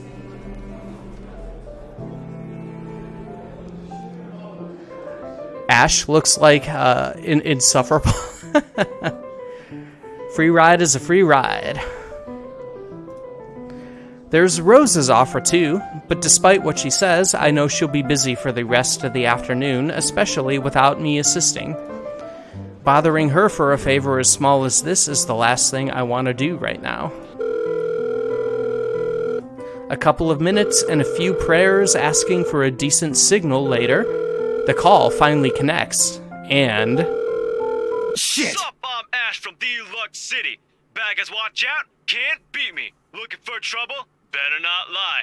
I'm a cool dude, pretty fly for an Asian guy. Sup, I'm Ash from Deluxe City. Baggers, watch out, can't beat me. Looking for trouble? Better not lie. I'm a cool dude, pretty fly for an Asian guy. Sup, I'm Ash from Deluxe City. I'm just gonna let this repeat can't beat me. forever. For trouble? Better not lie. I'm a cool dude, pretty fly for an Asian guy. Sup, I'm Imagine if this City. Baggers, watch out, was the end of Doki Doki Literature Club. I'm a cool dude. We're not trapped in oblivion with Monica. Baggers, watch out, can't beat me. It's just this.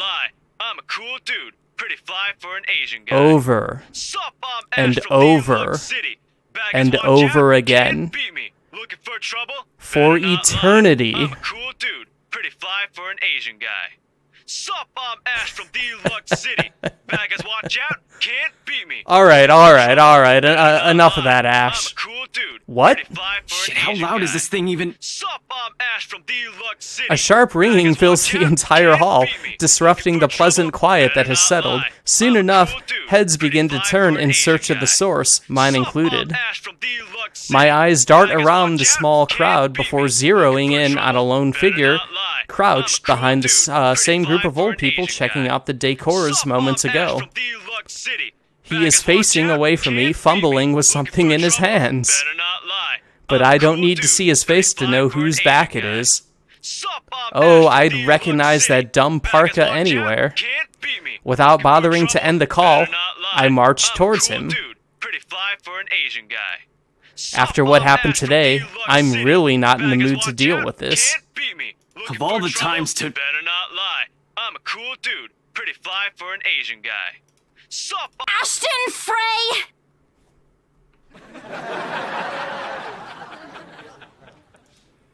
What happens next is something I'll surely regret later for having not recorded. Ah! What? Ah! He jumps, lets out an undignified yelp, followed by his phone slipping out from his grip. It bounces from one hand to the other in his poor attempt to catch it before ultimately falling flat on the floor with a resounding clack. I kind of feel sorry for the phone. And the floor. But it's not every day you can catch someone like Ash off guard and get a reaction. Damn his stupid detective senses. I'll take every ounce of victory I can get, no matter how small. Ha! An awkward pause passes between us. A blink. A cough. He makes a face. And then, in a too-quick motion, he ducks and retrieves his abused gadget, while a grin threatens to break out from his lips. He doesn't meet my eyes when he straightens, but a flush has crept up his neck and his cheeks. In another universe, where we haven't known each other for 5 years, and suffering through his teasing isn't a day-to-day occurrence, chances are I'd find that adorable. Endearing, even. Unfortunately, this isn't that kind of world. That's the back of a guy who's pretty fly for an Asian guy. The way things are, I'm already content to see him out of his obnoxiously calm and collected disposition. Hello to you too, scaredy cat. I could stand to be greeted like a normal person, you know. What? And miss that look on your face? No way! Oh man, I should have taken a picture. I am so honored you find this funny. Is that how you treat your guests? I think I need to talk to your supervisor. Talk to yourself. You aren't even a guest here. What are you doing here in the first place? Oh, alright, come on, Twitch. Why are we blocking that? Here, hold on. Yes, Ashhole. That is our endearing nickname for Ash Frey here. For a moment, he looks like a cat that swallowed the canary. Suddenly, checking every nook and cranny in his phone for any damage or scratches seems to be a more interesting activity than explaining himself. Twitch literally has zero consistency on what it blocks, and it doesn't, and I kind of love it. I know, like, Ashhole was clearly on the game here. I'm saying it right now, Ashhole, Ashhole, Ashhole, but you cannot type it. Oh, Twitch. But of course it let like half of what that guy was saying, that troll guy that we had the other day. Fortunately, it blocked most of it while I was fumbling around trying to learn how to block someone.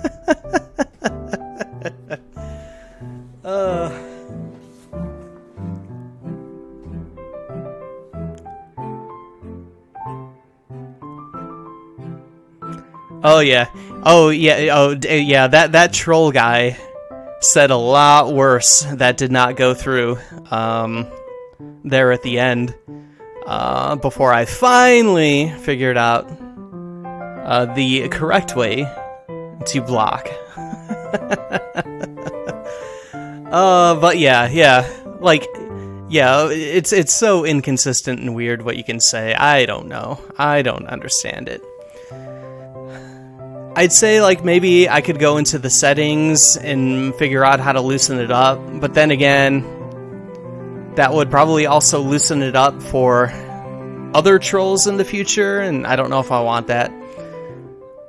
But I guess it is not too difficult. I do have the screen up here, so I can see, you know, I can approve what I think should be approved.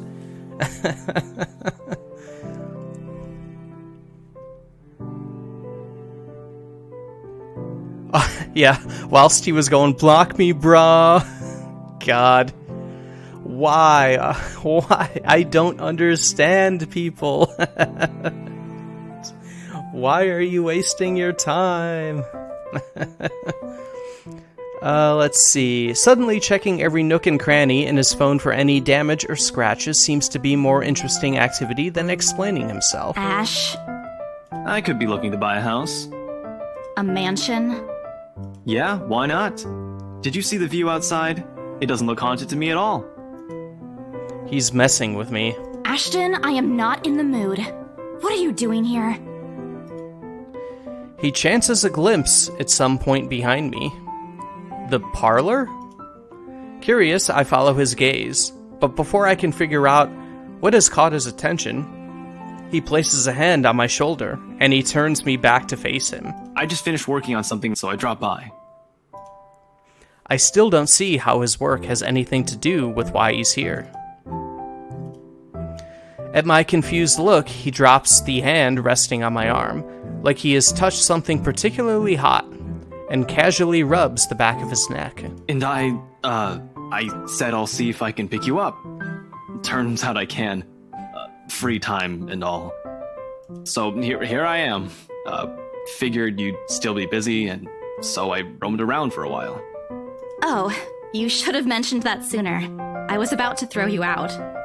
Throw me? Hey, I was given a pamphlet. I think that makes me a legitimate client. I don't think so. We have mandatory sign-in sheets for clients, Ash. I didn't see your name on it. And you can't just roam around because it says open house. Normal people actually follow an etiquette here.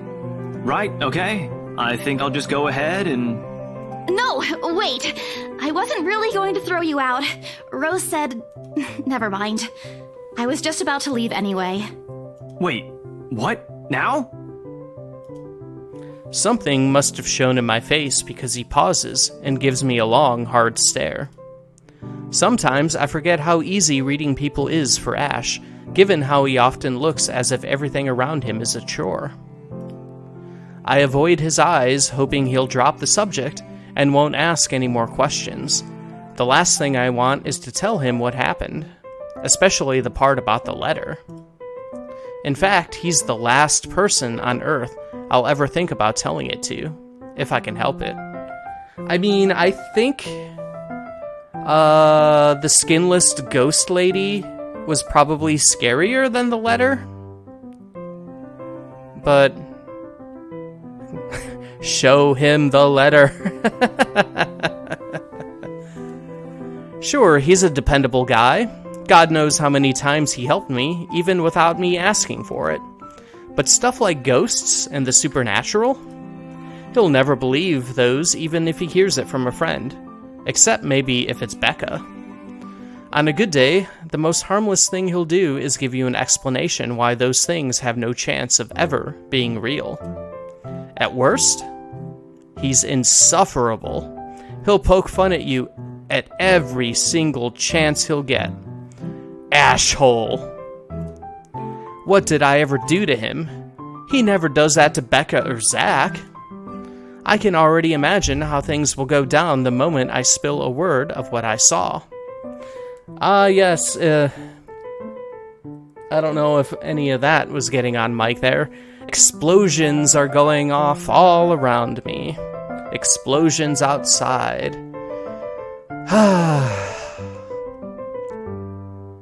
Holiday weekend. Non-stop fireworks for the rest of the summer, every day. Nope, over my dead body. Before it catches his attention, I shove the letter deep into my bag. What's wrong? Nothing. Let's just go. Doesn't look like a nothing to me. We still have Zach's movie tonight, remember? Celebrate your country's independence by blowing up a small part of it, that's right. Oh, that's actually from, if I'm remembering correctly, probably my favorite episode of The Simpsons. Summer of 4'8". Or, yeah, I think it's 4'8".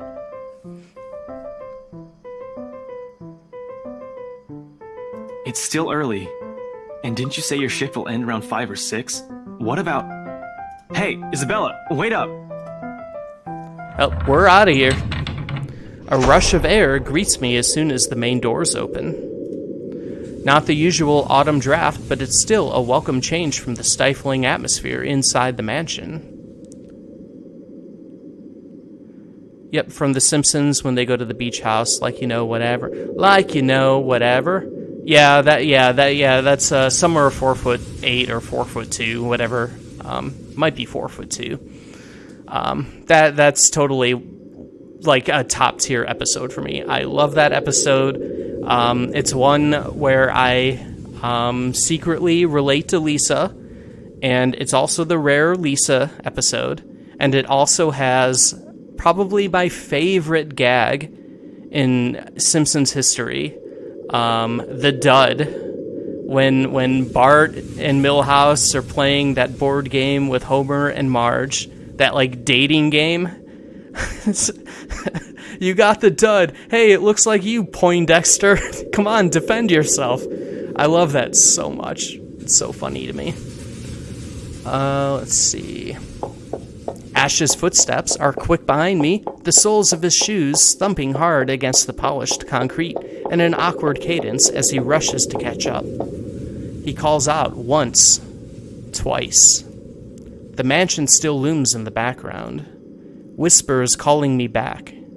Shadows beckoning.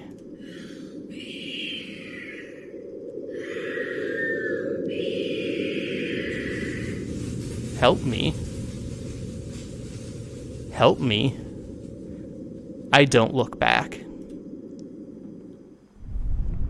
We spend the ride back to Luxborn City in a relatively quiet manner, with only the radio's disjointed hum in the background to fill the silence. Occasionally, Ash will reach out to fiddle with it until the signal settles or it's on a respectable volume, but otherwise he doesn't say anything. Neither do I. It's one of my faves too. It's a Lisa episode where she isn't completely annoying. Yeah.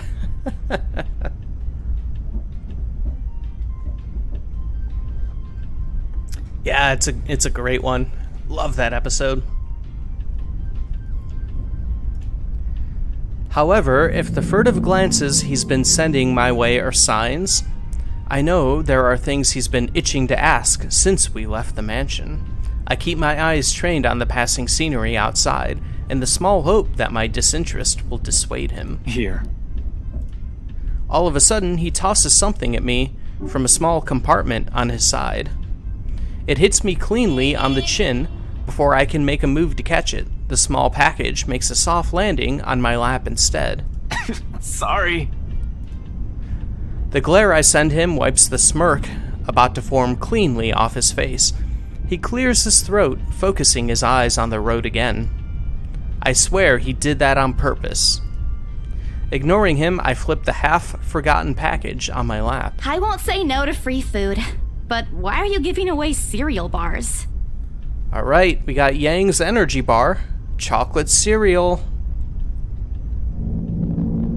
I always have one on my person, and you look like you're about to pass out back there.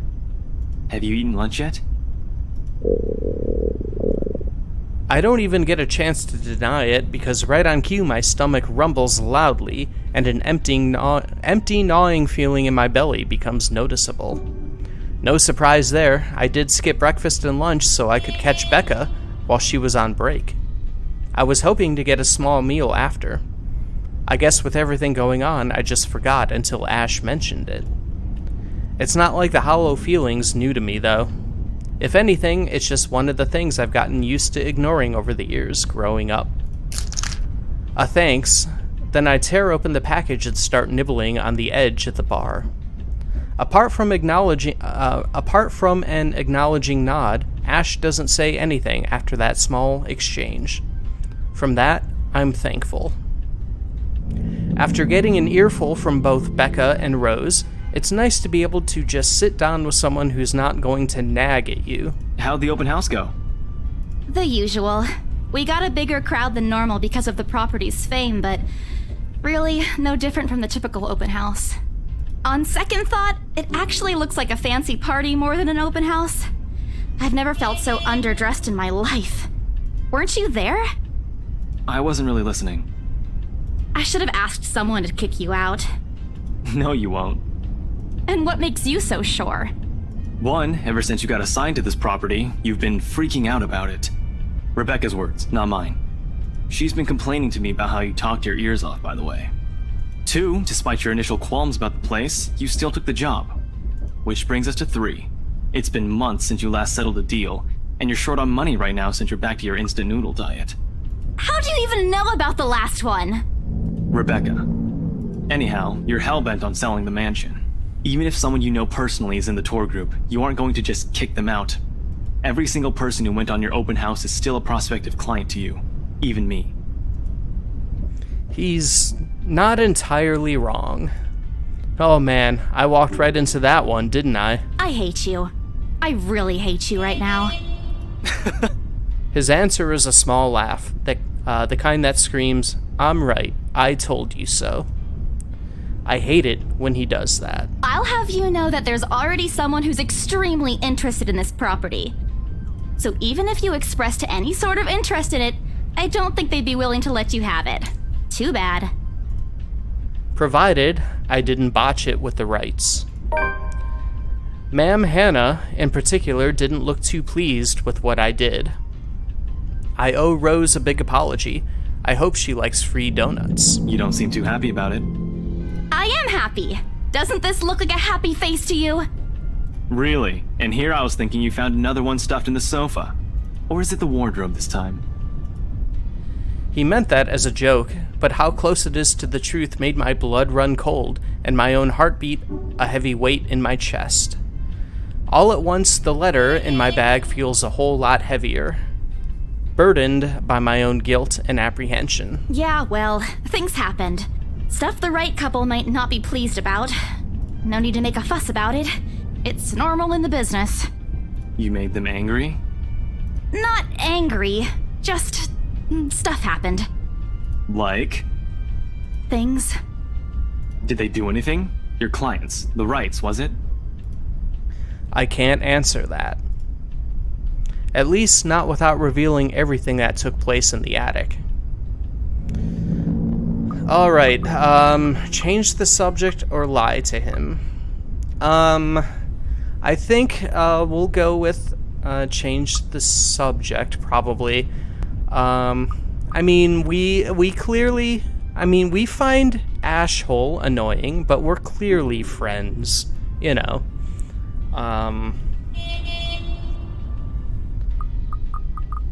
So I think we'll just change the subject. You keep asking me about my work, yet you haven't said a single word about yours. Aha! We won. We changed the subject. That's not fair. Both you and Zach have literally disappeared off the face of the earth. An over-exaggeration, but changing the subject to something else is still better than outright lying to him. Besides, it never works with him. Yeah, see? I'm not sure if it's because I'm just bad at it, or because he's just really very good at his job. He doesn't answer immediately, only momentarily shifting a glance over me, and returning it back to the road when he has to make a sharp turn. Outside, the sun has already started its descent, casting a vibrant orange glow on the tall buildings. I wonder how long before we reach the venue for Zach's film. Checking the street signs outside, it appears Ash has taken the longer route. Odd, but he's probably trying to avoid the rush hour traffic. Didn't we just talk a week ago over chat? That's different. Linking your awful memes in the group chat box every morning isn't exactly a conversation. Excuse me, Isabella. Yes, it is. Excuse me, I don't hear you calling them awful while you're laughing at all of them. Shut up! And you aren't answering my question. That earns him a soft punch to his arm. I did laugh at them, but I'm not going to give him the satisfaction of knowing that I find most of them funny. It'll only make his head bigger. Stupid Ash. Alright, lay off on the abuse. Remember that case I mentioned before? We've been trying to pin the bastard down, but it required more work than we anticipated. The guy's slippery like that. We got some good lead months ago. He recounts what he's been doing in the time we haven't seen each other. His usual work, the occasional small investigation, and the big case he's been stuck working on. Stuff he couldn't mention in the brief time we catch each other online. Although most of it is trimmed down version, only things he can tell. He has always been careful about that. Even in the way he spins his answers to my questions, just enough to satisfy my curiosity, but not enough to paint the whole picture. At one point, his voice takes on a strained tone when he mentions something about the big case, but I don't dwell on it much. That's normal, right? I mean, who wouldn't be frustrated if you couldn't bring someone to justice because they kept slipping out of your fingers? If I were in his shoes, I'd definitely lose my mind. His stories never cease to be entertaining regardless. If things weren't the way they were back home, maybe I would have considered taking on the same job as him. Well, nope, not really. Mama would never allow that. But the idea is still there. Along with countless others I've let go. Time passes quickly between us in this manner, and before I know it, we're already at the movie house. A small crowd has already formed in front of the theater when we arrive. Alright. We got, coming soon, Pocket Chibi. I know everyone's looking forward to that. The new movie in the Marvel Cinematic Universe, Pocket Chibi. And yeah, we got Point of No Return. And something, Bat something, coming soon. Looks like we have a wanted poster right here. This guy, he's got a big smile on his face. And this person, and this person, and this person are completely faceless. The Lift Fest, short for Luxborn Independent Film and Theater Festival, attracts a bigger crowd annually, and this year's no different. I've only been to a few indie film screenings with Zach, so I'm not an expert on the matter. But I know that for people hoping to make a break in the industry, getting your film recognized by a local event like this is already a big deal. Especially for a newcomer like Zach. He hasn't even won an award, but just getting a confirmation letter that the festival committee wants to include his movie in this year's lineup already put a grin on his face for weeks. Speaking of the guy, he's impossible to miss. At 6 feet, he appears to loom over most of the moviegoers, and with his large build and heavy voice, there's no surprise when people give him a wide berth as they pass by.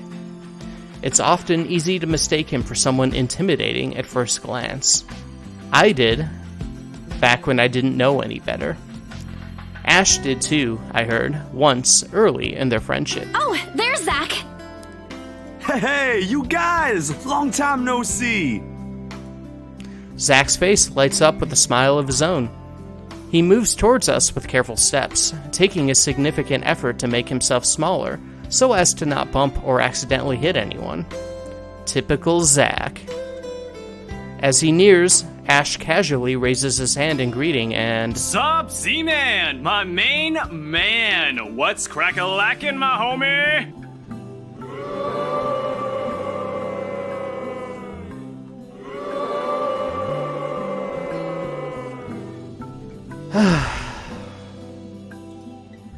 The awkwardness that descends within the immediate vicinity of our small group is palpable enough. Zach looks like a cool dude. Not as cool as Ash, right?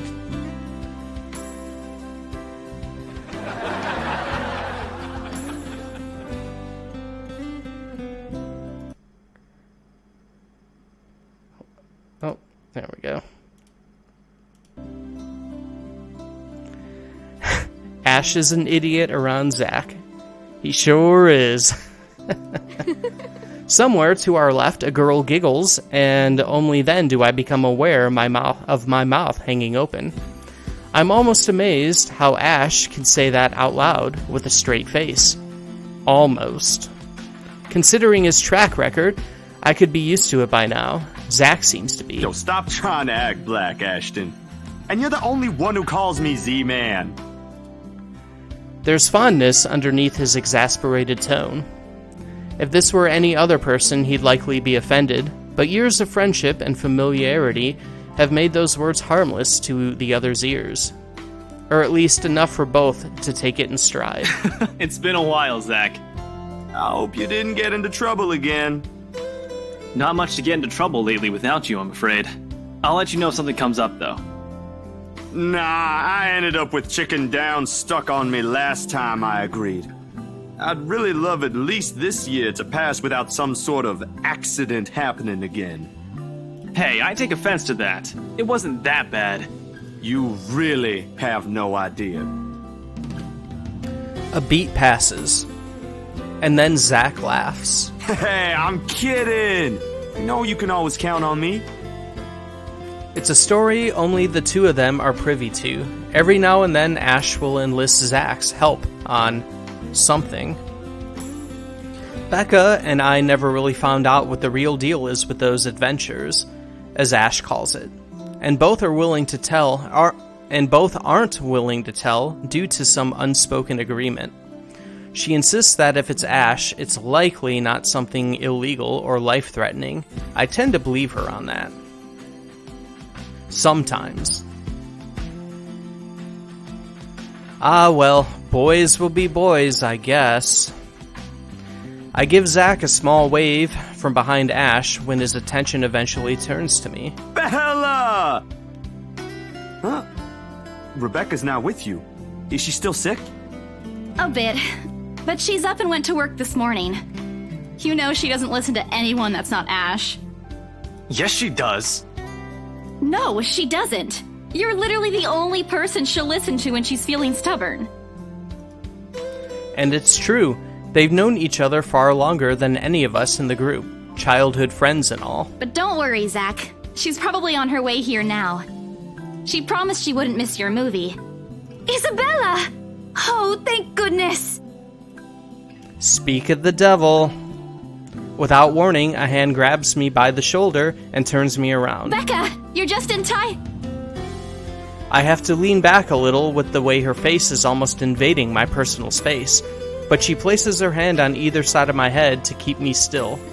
She stares at me intently, concern filling her eyes. Becca, you're squishing my face. How are you? Are you all right? Why wouldn't I be? Rose called me earlier. Those 4 words tell me all I need to know. I want to know what Ash and Zach get up to. I know, right? What kind of shenanigans? Their adventures. I honestly do not have any recollection if we ever find out about those adventures. Rose is such a meddler. Yeah, you missed the very beginning where she was quite meddly and then refused to take her own medication for a cold. Since I don't have any family living close by, and the only other relative I have works on the far side of the country, I gave my company Becca's contact number in case of emergency. I should have known Rose would call her. I push Becca's hands away from my face. Although she lets go, her eyebrows remain drawn together. Oh, no, everything's good. Rose covered for me at work today. That's not what I'm talking about. How's your head? Beside me, Ash snickers. I bite back the urge to elbow him in place of trying to avoid Becca's hands as she tries to reach out for the said area. I do my best to dodge her, all at once moving to hide behind Zach. Sorry for using you as a human shield, Zach. Oh, it's nothing. I just slipped off a few steps on my way down. I blacked out for a few seconds and had a minor bump, but it's just that. You blacked out? It's not something to brush off. Come on, at least let me check it. It's extremely minor. You wouldn't even know it's there. Isabella, this isn't a laughing matter. She did look pale when I saw her. Shut up, Ash. Wow, thanks a lot, Ashton, you traitor. I'll get you back for this. Just you wait. What? I'm just saying it as it is. If you mentioned this earlier, we wouldn't be having this conversation right now. I'm sorry. Saw her? Yeah, they arrived together. Bella looked fine to me then. I don't know. Thanks, Zach. I don't know. She looks fine. Whatever. We're here for my premiere. Something crosses Becca's face, but it's gone before I can figure out what it is. Oh, that's good.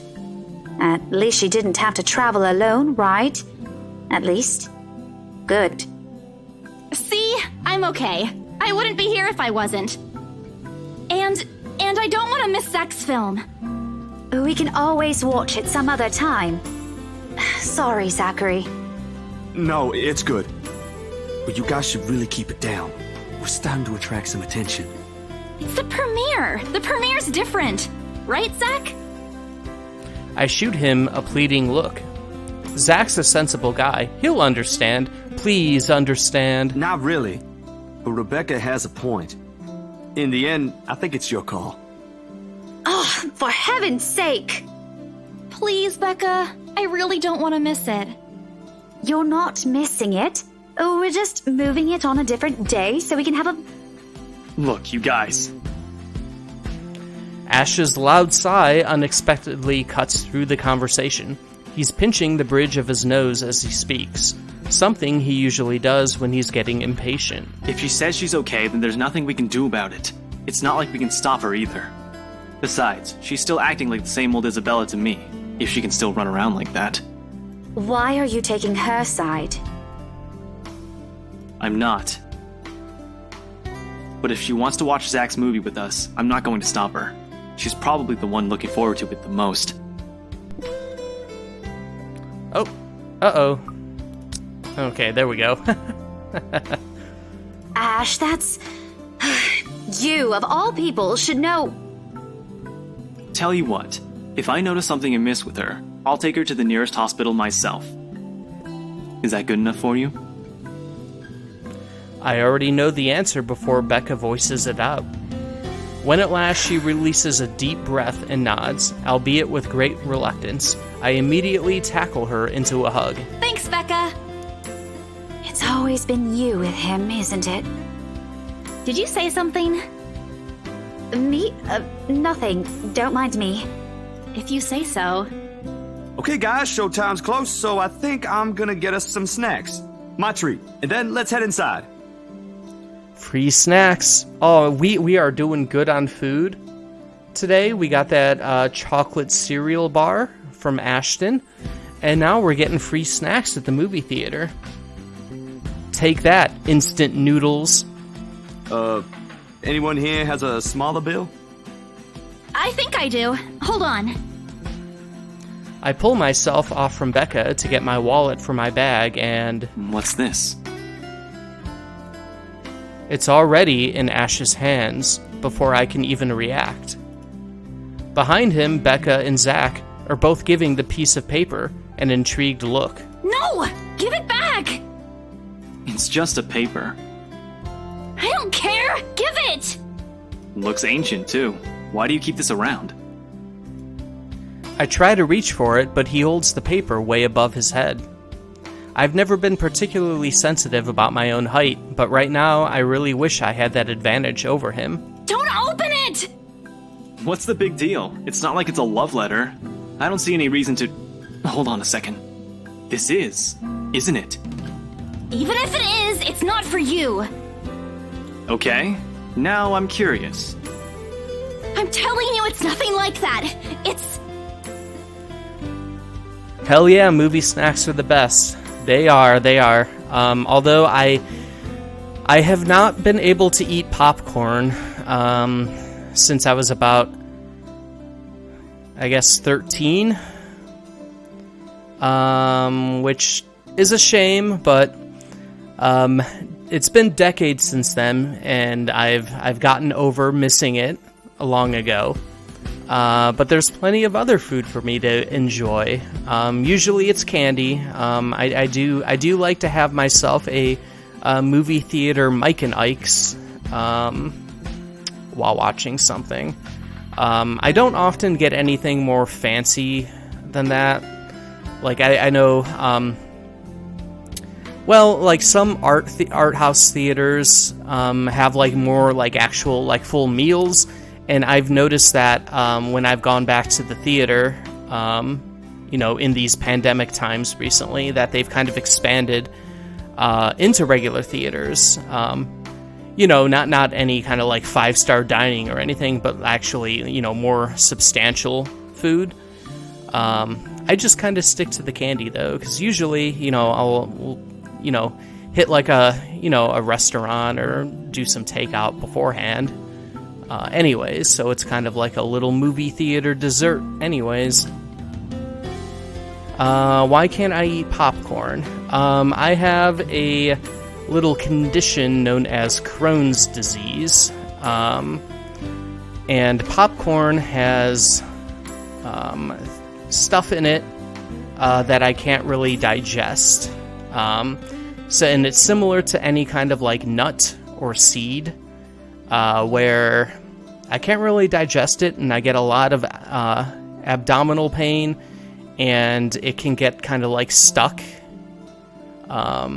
in like the intestines and whatnot, which could cause like a blockage, which could put me in the hospital.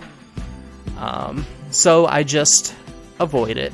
Like I could eat it. I know a lot of people with the same condition, they might maybe just suffer through a little bit of pain to enjoy an occasional popcorn or whatever, but I'll just stick with the candy.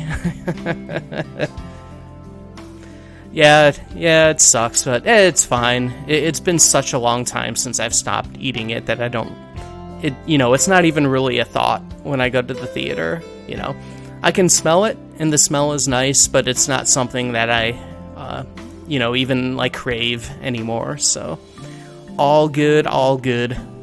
More popcorn for everybody else anyways. A smarter idea, but not the fun idea. No. The rest of my words are lost when he unfolds the paper.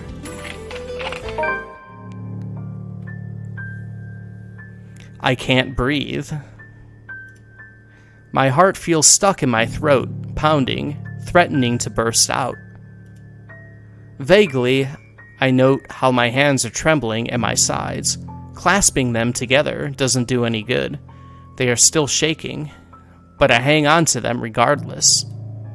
The awful sick weight that has taken its core in my stomach back in the open house returns full force. How do I fix this? How do I fix this? How do I fix this? Someone, please. Today is turning out to be a horrible nightmare. Send this to 5 people or else. Well, that's interesting. Guys, I think we should listen to Bella first. Aren't you a few days early for Halloween? Ash waves the paper in front of me, giving me a fleeting glimpse of its contents. I don't need to see. I don't want to see. The letters, the words, every stroke written in blood is already embedded in my mind. Maybe I should have just thrown it away when I had the chance. That way. It's not a prank. It makes all of them stop. Even I am surprised with how steady my voice is. What did you say? This isn't a prank! I saw something! Hold on. Are we still talking about this paper? Or is it about the urban legend again? Both. I know it sounds ridiculous. You're saying this is a primitive version of a chain letter, and now that we've seen it, we're now cursed. You've got to be kidding me. See? This is why I didn't want to tell you guys.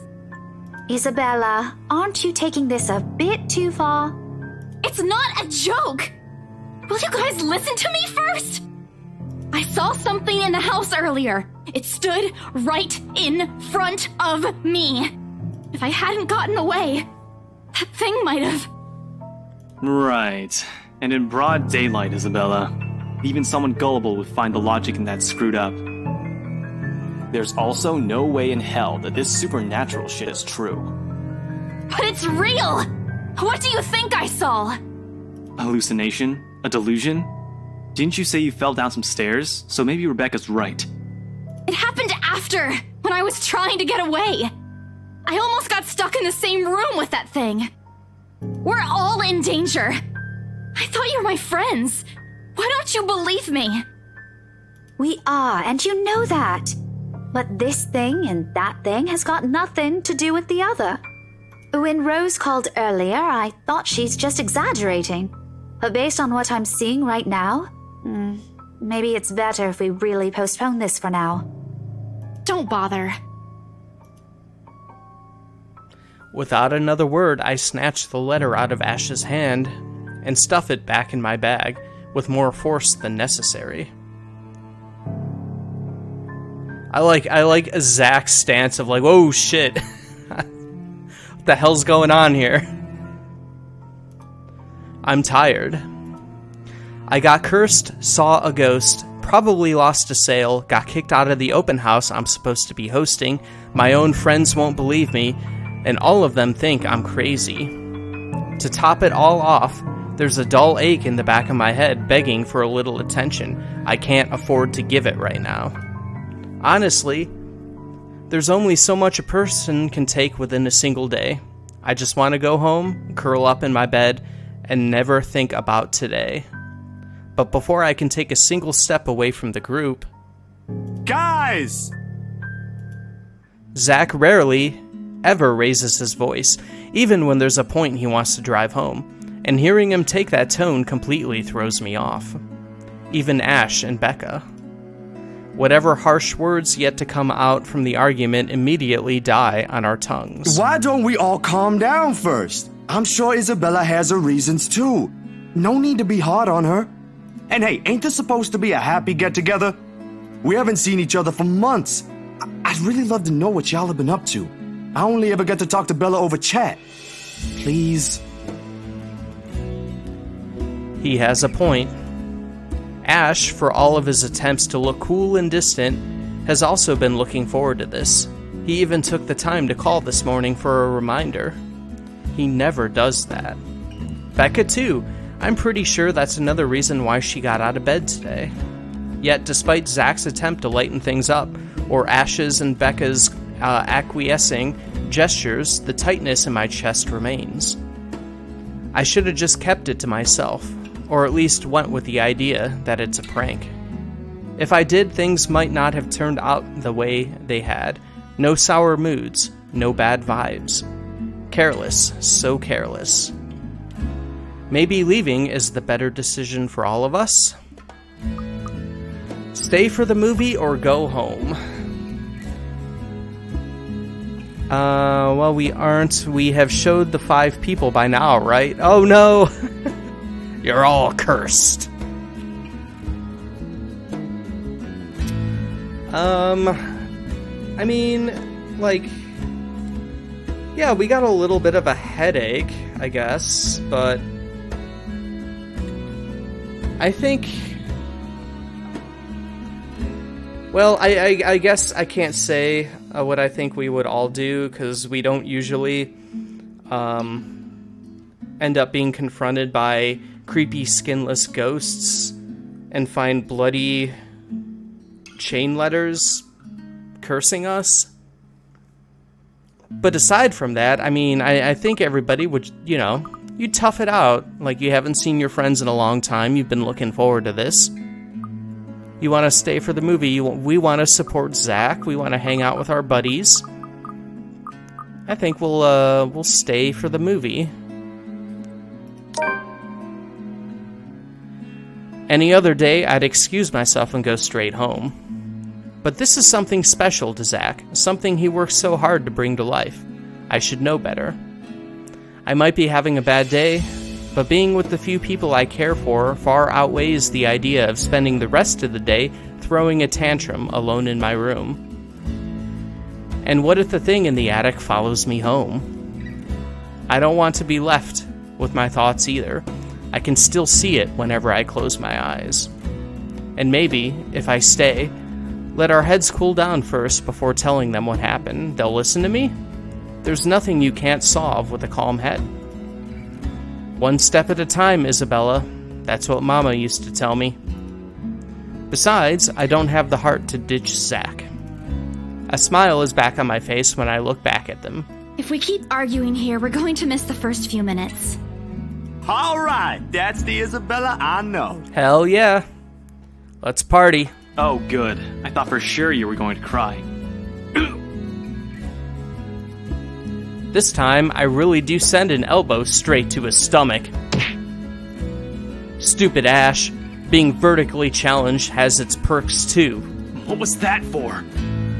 Stop calling me a crybaby! I'm not one! Aw, don't cry. Stop it! Okay, scaredy cat then. That too! If you repeat that, I swear I'll... Let's just go. Without another word, Becca goes inside. She doesn't even stop to wait for us when I call after her. Ash and I exchanged looks at that, the same question likely swimming inside our minds. Did something happen at school after we left? Is she having a bad day too? I'll try asking her about it later, I guess. So, you guys go catch up with her. I'll go get us the food I promised. Damn right. I was about to remind you, Zach, if you forgot about the food. We're hungry. But you'll miss it. Didn't you say watching a movie without food ain't fun? And it ain't like I haven't seen it.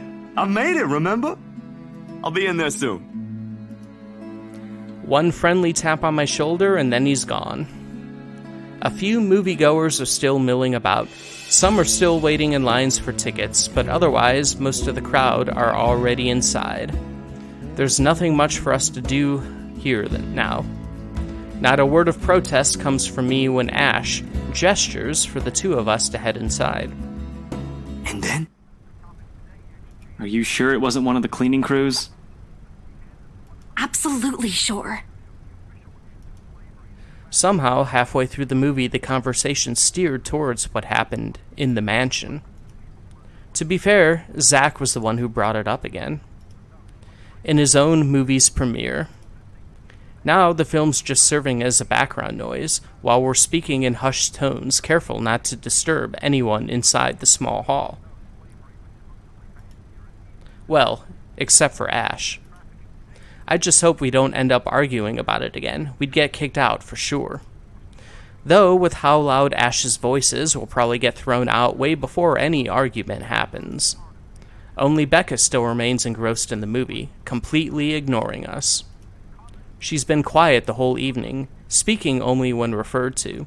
If I didn't know any better, I'd think we did something that offended her. Did we? And then I ran. You heard what happened after. I still think it's something else. It was standing right in front of me, Ash. He's one of the smartest people I know, but geez, he should learn to listen. Plus, didn't he say he doesn't believe in these things? Why is he in this conversation again? I heard what you said, but it's a small room. There are a lot of things someone else could have done there without your knowledge. If I could see it up close, maybe I can... I am not going back there. Ain't that a problem if you're hosting an open house? Rose does the first floor tour. I ain't sure ghosts can be restricted to one room, Bella. Probably accurate. There are no ghosts, Zach. Stop putting useless ideas in her head. Yeah, but I was thinking, maybe all the house needs is a blessing. Wasn't it left uninhabited for years?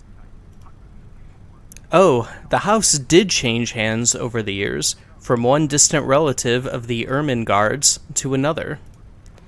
None of them bothered to live in it, though, and it remained that way up until its current owners decided to sell it.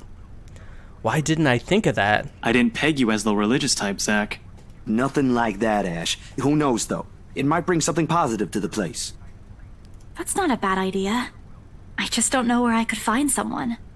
You're not seriously considering his suggestion, are you? Do you have a better idea? I know where. I could contact him for you if you want.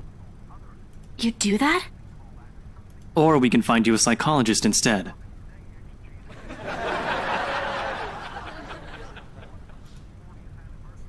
There are very few times in my life when I wish my glowers can kill. This is one of those. Ash, that is not a very appropriate thing to say right now. Are we having a full conversation in the movie theater? Yes, we are. Normally I would be really annoyed.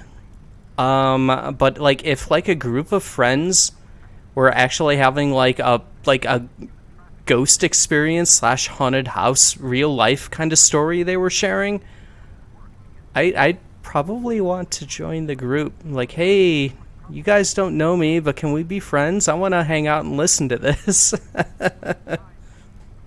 No, wait, that's not what I meant. Ethnographer. I meant ethnographer. This guy's a psychologist too, of course, if you... Ashton, if you don't stop...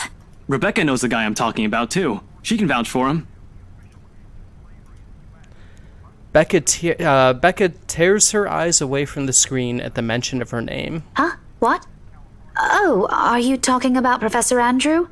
He used to work with my parents at the university. And can you guys keep it down? Sorry, the scaredy cat here mentioned curses. Not that I'm saying this is one, but talking to him is a better solution for me than getting a random priest to bless an old house. He'll even help you figure things out, teach you a couple things, and probably put your fears to rest since this looks to be bothering you a lot. Ash might be right too. However, what Zach suggested is something I'm more familiar with. Granted, they don't believe me. They're only giving me these suggestions to put my mind at ease, but it's better than being ignored or being laughed at. Haha, that's true. It's probably better than the movie. Aw, poor Zach. I can take comfort in knowing they are willing to hear me out. So, what do you think? It's your call. We'll go with whatever you want. I don't know. Alright, who should I meet? Are we going to meet with the priest or the professor? Let's pop a save here. Oh, more explosions outside. Alright. Priest or professor? Alright, Zach suggested the priest. Ash suggested the professor. I suppose, like, priest is probably where you would end up down the line.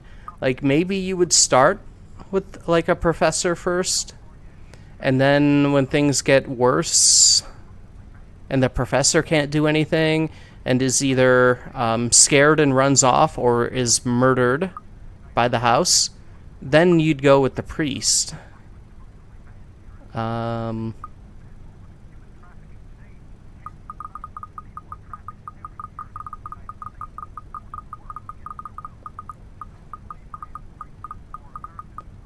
Decisions.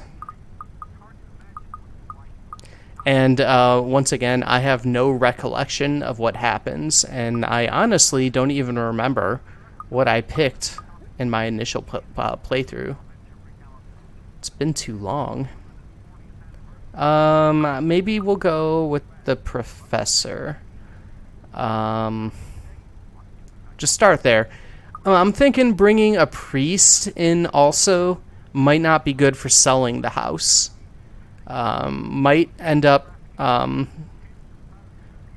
probably would end up getting us fired or something too. Alright, yeah, I think I'm gonna go with the professor. I'll think about it, but if ever, I'd like to give talking to Andrew a try. Is that okay? Won't he have other things to do? He is a bit busy, but he'll make time for me. He's my go-to person when I'm stuck in something. And also, maybe the professor would be a good, like, let's see if we can listen to Ash and maybe bring him into the fold. Because he's clearly the most, anti-ghost, I guess. Not that anybody here is pro-ghost. Zach, to be fair, just seems to like, hey, I'm friends with you, whatever. Here's a priest suggestion. Rebecca, doesn't seem to be into this at all. But yeah. He won't mind if I bring a friend with me this time. If you're sure.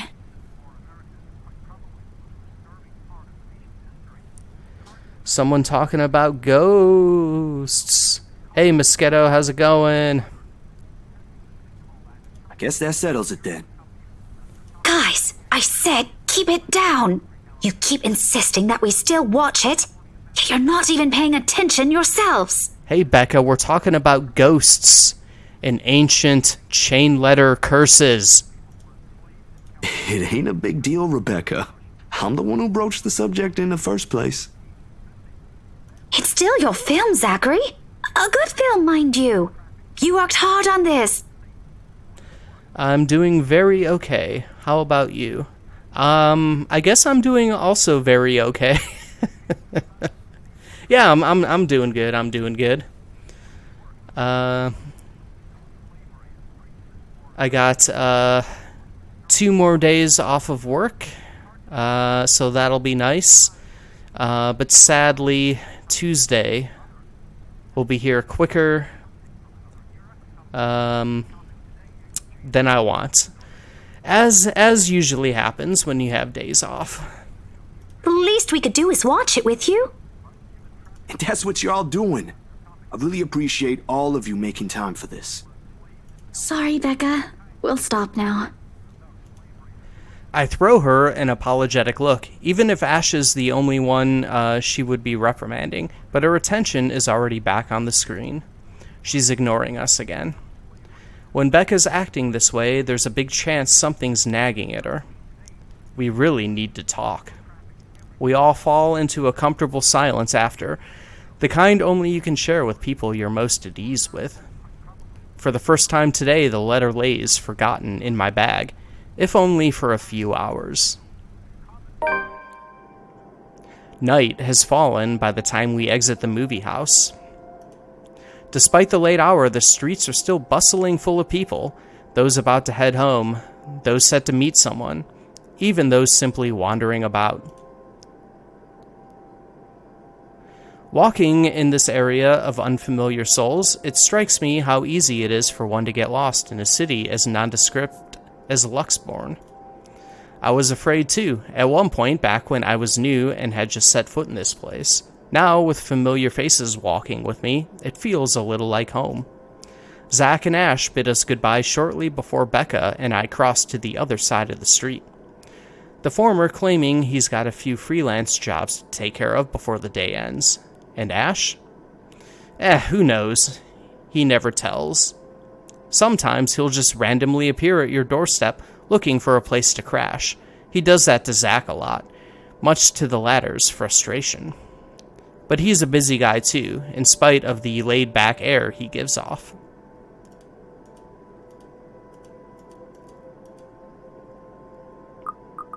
Thanks for today, everyone! No problem, Zach. I'm sorry for what happened earlier. Ooh, help me. Let's see. For an indie game, the voice acting seems pretty damn alright. Yeah, it's not bad at all. Always surprising for me, but I guess games have gotten a little better with that in general. It's not like indie games in the 90s, I suppose, or you know, lower budget games, or what have you. Huh?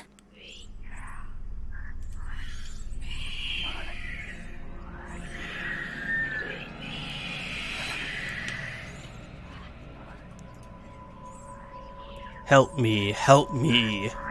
A sensation. Cold, sickening, drowning, my chest tightening, breathing, becoming labored. I can taste blood in my mouth. The edges of my vision blurs. In the distance, amidst the countless nameless people going about their lives, a voice reaches out to me. Help me. Pleading even as I clench my eyes tight and clasp my hands over my ears. Whispering and whispering and whispering. Calling out. Help me, please. No, not me.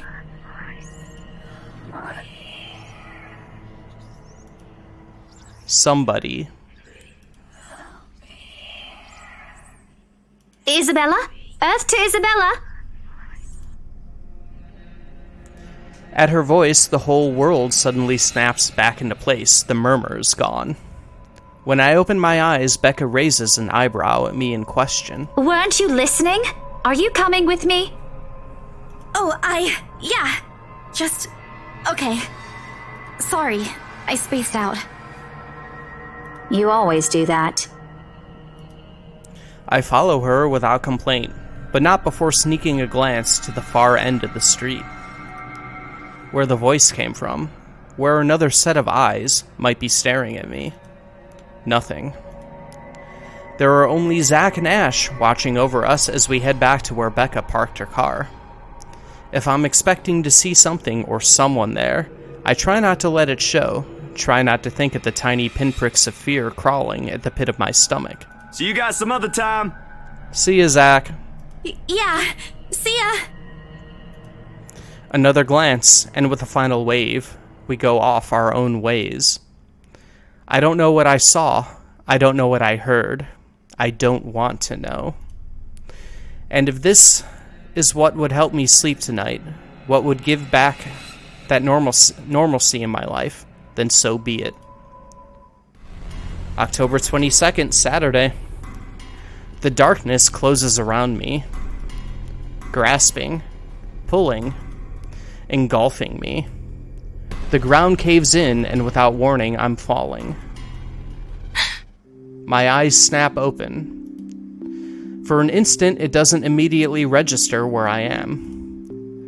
Both my back and shoulders ache after I've fallen asleep all hunched up the night before.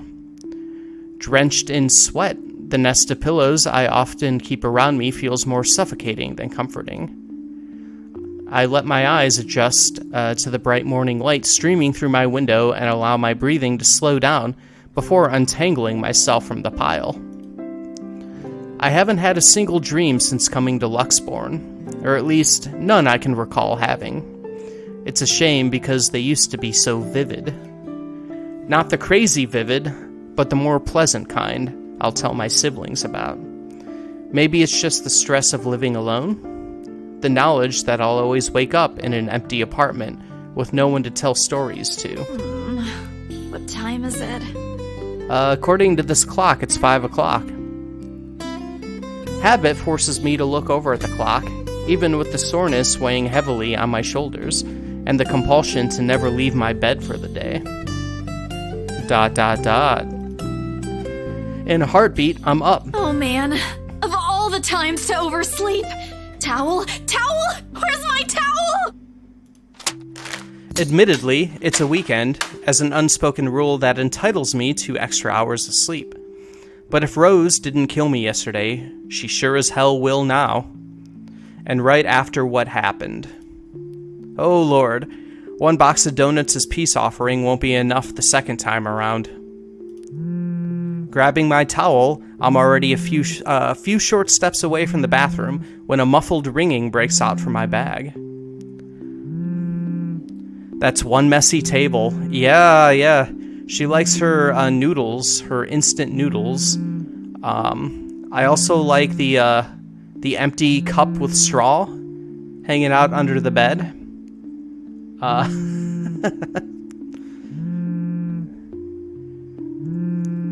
See, I think the key is, like my desk that I'm streaming from right now, isn't very messy, because it's a small desk, and I have too many electronic things on it to make a mess. See, that's what you gotta do. You gotta fill it with stuff you need, and not have any room for anything else. The mess goes elsewhere. There's a moment of indecision at first, my mind conflicted whether I should just ignore or answer it. But what if it's Rose? Or worse, our boss? Ah, sheesh. In the end, the rational part of my brain wins out. The letter from yesterday peeks out when I pull the device out. Just the sight of it is enough to put me in a foul mood, and it takes every force of will for me to ignore it, in favor of answering the call. The caller ID reads Mama. Huh? It's around 4:45 p.m. in the Philippines right now. That's an unusual time for them to call. Usually, it's around noontime here, and I'm the one calling, not the other way around. Better for them to use the money on something else than an international call. Regardless, in the most cheerful tone I can gather. Hello? Hello? Grace? How are you? Mama! I'm doing okay. How are you guys over there? Pro tactics. That's right. We're good. EJ won a storytelling contest at school the other week. Brought home a medal. I thought you should know. Oh, hold on one second. Let me allow that. There we go. She doesn't have a profile pic for her mom, but had one for Ashhole. Yeah.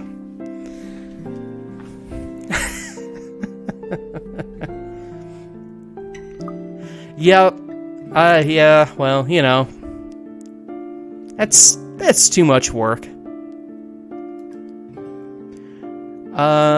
Actually, now that I'm thinking of it, Ash would be the kind of person who would probably swipe your phone, like, when you don't notice, and, like, put his own picture in. So maybe that's a thing. Like, he totally seems like the kind of person to do that. There's a tired lilt in her voice as she speaks. It's been there since Papa had to leave his job. I wish there's something I can do for her. But for miles away like this, the least I'm able to do is not make her worry. If only my older brother would actually lend her a hand, but Lord knows if that'll ever happen. Odds are, Kuya Jordan's already out drinking right now. Again. I can't count on my older sister either, knowing she has family of her own, and, well... 8, Anne's financial situation... 8, oh boy. Yeah, I'm probably pronouncing that wrong. Anne's financial situation isn't exactly great right now, having ran herself knee-deep in debt. Great! That's great! Tell him congratulations from me. And let him know I'm gonna send him a little something extra this Christmas. How about Nico? Karen? Michael? I hope they're okay? They're doing well. They wanted to talk to you, but they're all busy with school. Oh no, that's fine. I don't want to bother them. Just tell them to keep doing their best for me. And Papa? Oh. How's Papa doing? Well, I kind of skipped the rest of that dialogue by accident. Apologies. It's a subject I'm a bit hesitant to broach. From the way Mama's voice hitches, she doesn't want to bring it up either. Papa. Grace, he's having a little difficulty right now. Weak appetite, he's having trouble swallowing, and lost a few pounds. But the doctor said we should keep encouraging him. It just means his body's accepting his new treatment well. The money you sent last time helped a lot to pay for it, by the way. Oh, I see. That's good. I won't deny that life has gotten tougher for our family. It used to be easy back when Papa was in good shape.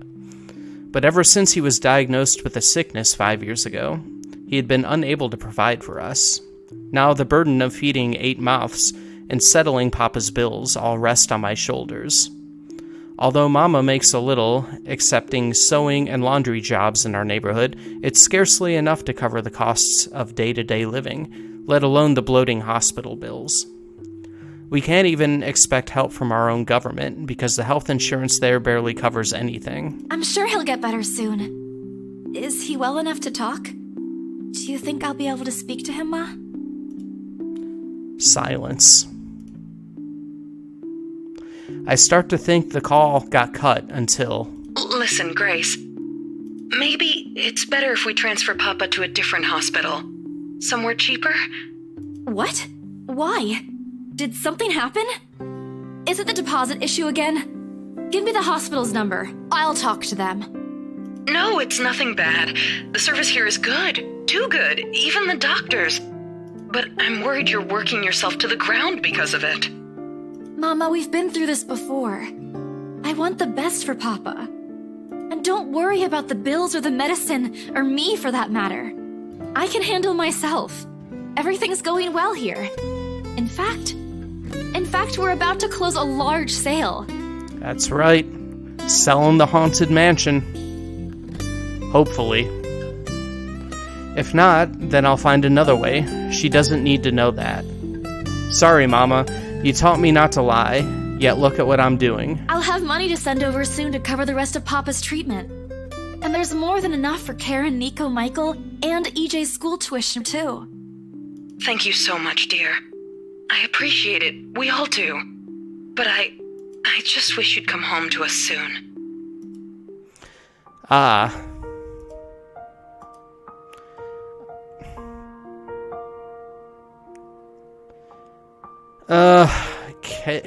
Kylan Kaui?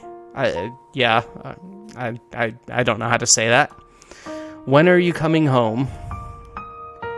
EJ, the youngest, used to be the only person asking me that. How do you respond to a question you don't have a definite answer to? 5 years later, and I still can't give them a straight one. I smile, though. Mama can't see it.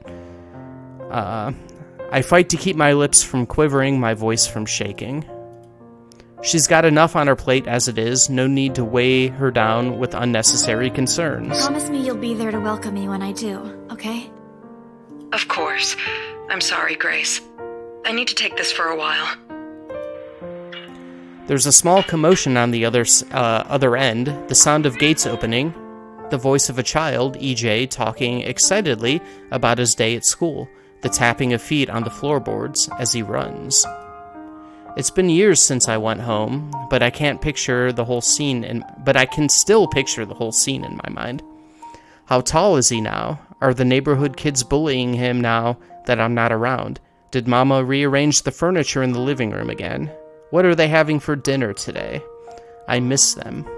I miss them so much. It's okay, Ma. I need to go too. I've got work today.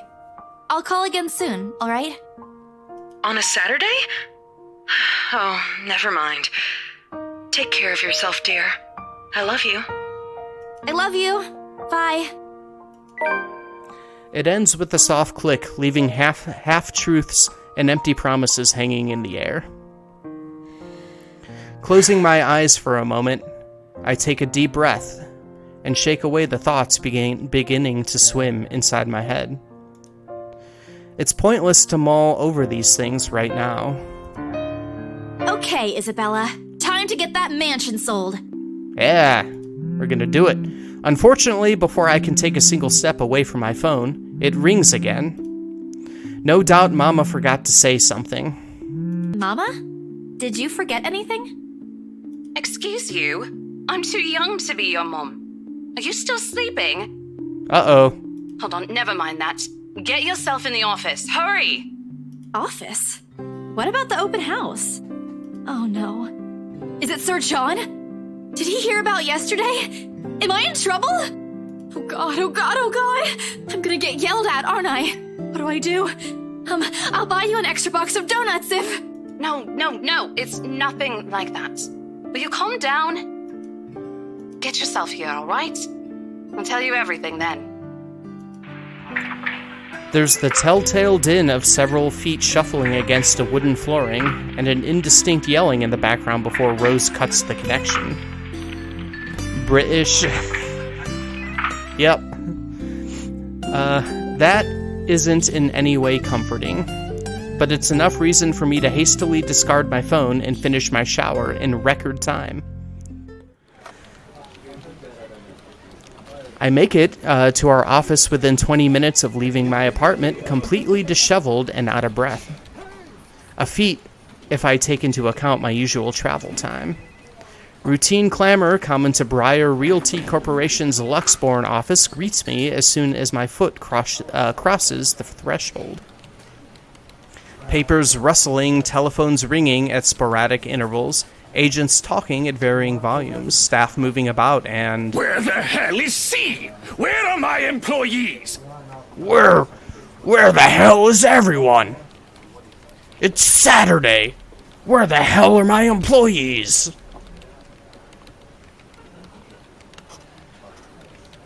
What the actual fuck, guys? Of all the times to disappear without notice. How dare you go home for the weekend? What the fuck, guys? My boss's words turn muffled as someone else closes the door to his office, likely the work of our HR manager. Throughout the past weeks, he's been in a bad mood over a few employees who have failed to report to work. Gee, I wonder why. What a boss. Who wouldn't love to work for this guy? I hear they're still trying to get a hold of them, but to no avail. The result is half their workload has been shifted to all available staff, so as to not lose clients. John is having a heated gamer moment. Yeah, really. Where the fuck are you guys? I'm getting shot over here.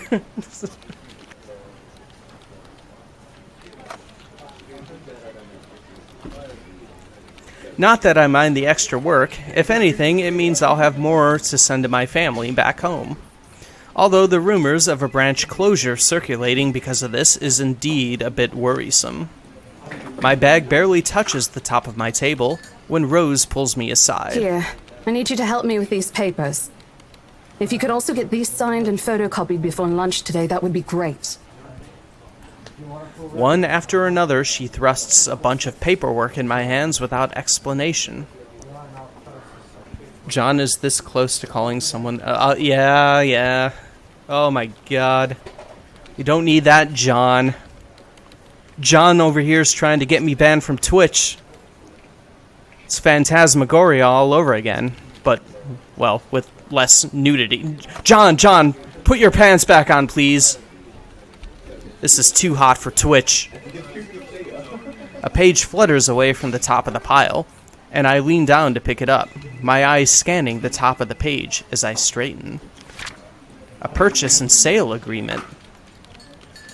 Rose simply gestures her thumb in the direction of our visitor lounge, where I tilt my head in question. There, seated on the sofa and looking completely out of place, is the humbly decorated room. In the humbly decorated room is the same couple from the day before. The Wrights. Something bubbles up in my throat. Their presence in the office can only mean one thing.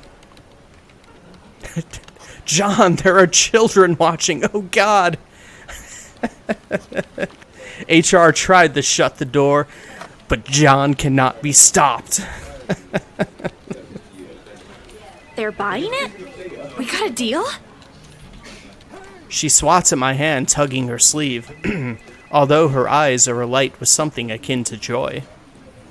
She wants the sale to happen as much as I do, and now that it's here, the deal needs to be closed yet, documents still need to be signed, but the elation is there. Along with a foreboding feeling I can't quite pinpoint. I had to do a little damage control, but they're already interested in acquiring the property, even before they attended the open house.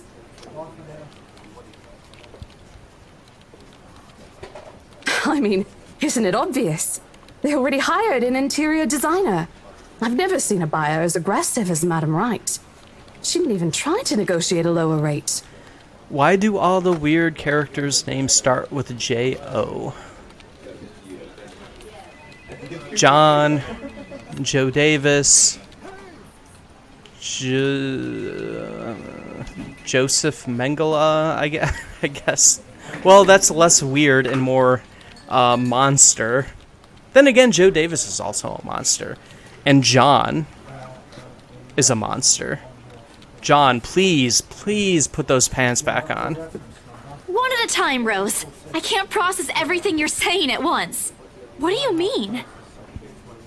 They're paying 15% higher than the listing price, as long as we get the paperwork done as soon as possible. All right. I think if we allow it, they'll be paying up front, too. Heck yeah. Here comes our bonus. Fuck you, haunted chain letter. Even with that urban legend? Rose nods. Oh, I was so sure we lost the sale after yesterday. Don't look so surprised. We still have to conduct some last few checks before we completely hand it over to them. Please. I'll happily do the paperwork duty, Rose. I'll even go to the land registry myself and make sure the property changes hands with every single legal blessing. Don't they have better things to spend their money on? I'd haggle it down to the lowest price possible if I were in their place, especially with the stories attached to it. Not that my opinion matters one bit here. We're just their agents who are going to receive the hefty commission after all, nothing more. Rose gives me a pat on the shoulder, signaling that she's heading back to them, and an unspoken instruction for me to follow after I'm done. It doesn't take me long to finish what work she left me. In fact, having our boss sign the agreement is the easiest since it has put him in a better mood, to the entire office's relief. Ma'am Hannah calls me over over the moment she notices my presence at the lounge door. Her lips are twisted in a frown. She doesn't seem particularly happy to see me, and I'm not surprised. Who wouldn't be? I almost created a scene. Mr. Wright, however. Why, if it isn't the little Lily. I trust you're feeling well now. It's Isabella, sir, not Lily. I appreciate your concern. I'm feeling better now. I really don't understand why they can't get my name right. It's a fairly common name. It shouldn't be too hard to remember. Regardless, I hand him their copy of the agreement. I believe I can take that. Thank you very much. With how elegantly she plucks the papers from my hand, It's easy to think that there isn't any trace of irritation in her. But it is there, radiating in her stiff stance, in the way she's standing at a fair distance from her husband, and how the two look to be ignoring each other. Seeing this scene, it soon becomes clear to me that I'm not the one who has put her in a bad mood. Did they fight? Most probably. I've seen it happen dozens of times with my previous clients. It's a shame, especially with their new mansion. I never did like it when my own mama and papa fight. I hope they'll make up soon. Apparently satisfied with what she's seen, Ma'am Hannah claps her hands together before extending it to us for a shake. Rose and I release the breath we've been holding, both of us, more than happy to return the gesture. That settles it then? Let's see, I'll never talk to anyone whose name starts with Joe from now on. Fuck all the Joshes and everyone else. We showed the chain letter to enough people, so now we get good luck, right? Yeah, that's how it works. This is a comedy game. This isn't a horror game. There's no ghosts here. The chain letter said, it said, help me, help me, help me, help me. Send this to 5 people or else. It was implied that the help me meant help me make money for Isabella.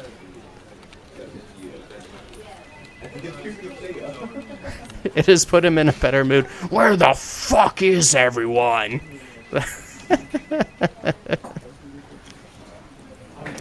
Yeah, the name thing, and people can't remember my name either, and I'm just Mark. Yeah, I have a very common name too, and like all my life, outside of like if I've ever had to take phone calls at work, I just get called every name, just so not related to my own. Like, how? Why? You're just making up, and like sometimes they're like really weird names. I don't get it. Yeah, I'm Nicola and I get Nicole all the time. Yeah. I could definitely see that happening. They just take that A, they turn it to an E. And too many people call you Matthew. Yeah. Are you really sure about this property, ma'am? We could easily find you a bigger one among our current listings. Something with a modern touch? Something not haunted, perhaps? Rose shoots me a warning glance that clearly says, don't make a scene, we're almost there. Of course, why wouldn't I be? The house is absolutely perfect, isn't it, darling? A helipad would still be a nice addition. Yes, well, we'll get there eventually, love. Okay, I am now remembering Mr. Wright's obsession with wanting a fucking helipad at his mansion for some fucking reason. I don't know why. That is coming back to me now, that he just mentioned that. As I was saying, if your partner had the documents yesterday, we would have bought it right there immediately. Shame she didn't have it. Well, there's still a few necessary documents we need you to sign after, but we'll let you know once we have those finalized. We'll be handling the process for the rest, so don't worry about it, ma'am. Within a week, I hope. We still have a housewarming party to plan, after all. You know how much thought should be put into those things. There are servants for that, darling. Love, servants or not, you're going to make people listen to your input nonetheless. No more than a week, ma'am. Barring unexpected delay, of course. You can leave it to us.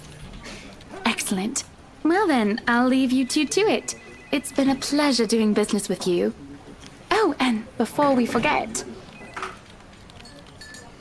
She discreetly folds something into both of our hands and winks, a finger raised to her lips, demanding our silence. It'd be hilarious if it was like her own version of the chain letter. What happened the day before was quite unfortunate, but you did get us what we wanted in the end. Look at all that money, money, money, money, money, money, money, money. That, at the very least, is commendable. But this is... Ma'am, I can't accept this. Oh, yes, you can. Don't you worry, darling. It's a small thing coming from us. Consider this your bonus for a job well done. She smiles sweetly like this is simply the most normal thing to do in the world.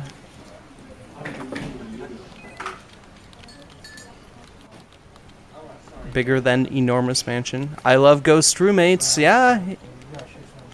I mean, as I was saying earlier in the stream, I mean, I think a lot of people would totally purchase a haunted mansion. I mean, if I had the money, I'd at least go to the open house. I'd want to check it out. Can we somehow direct the ghost spirit skinned woman lady on to specifically Mr. Wright? Well, don't worry. It hasn't happened yet, but we do play as multiple characters. If I'm remembering correctly, I think it's similar to something like Until Dawn, where various people can die, or you can try to keep them alive. I think that was a thing in this. It's been so long. I don't remember exactly, but I feel like that's something that could happen. So, like, I guess he could die, or he could not die. Same with a bunch of other people.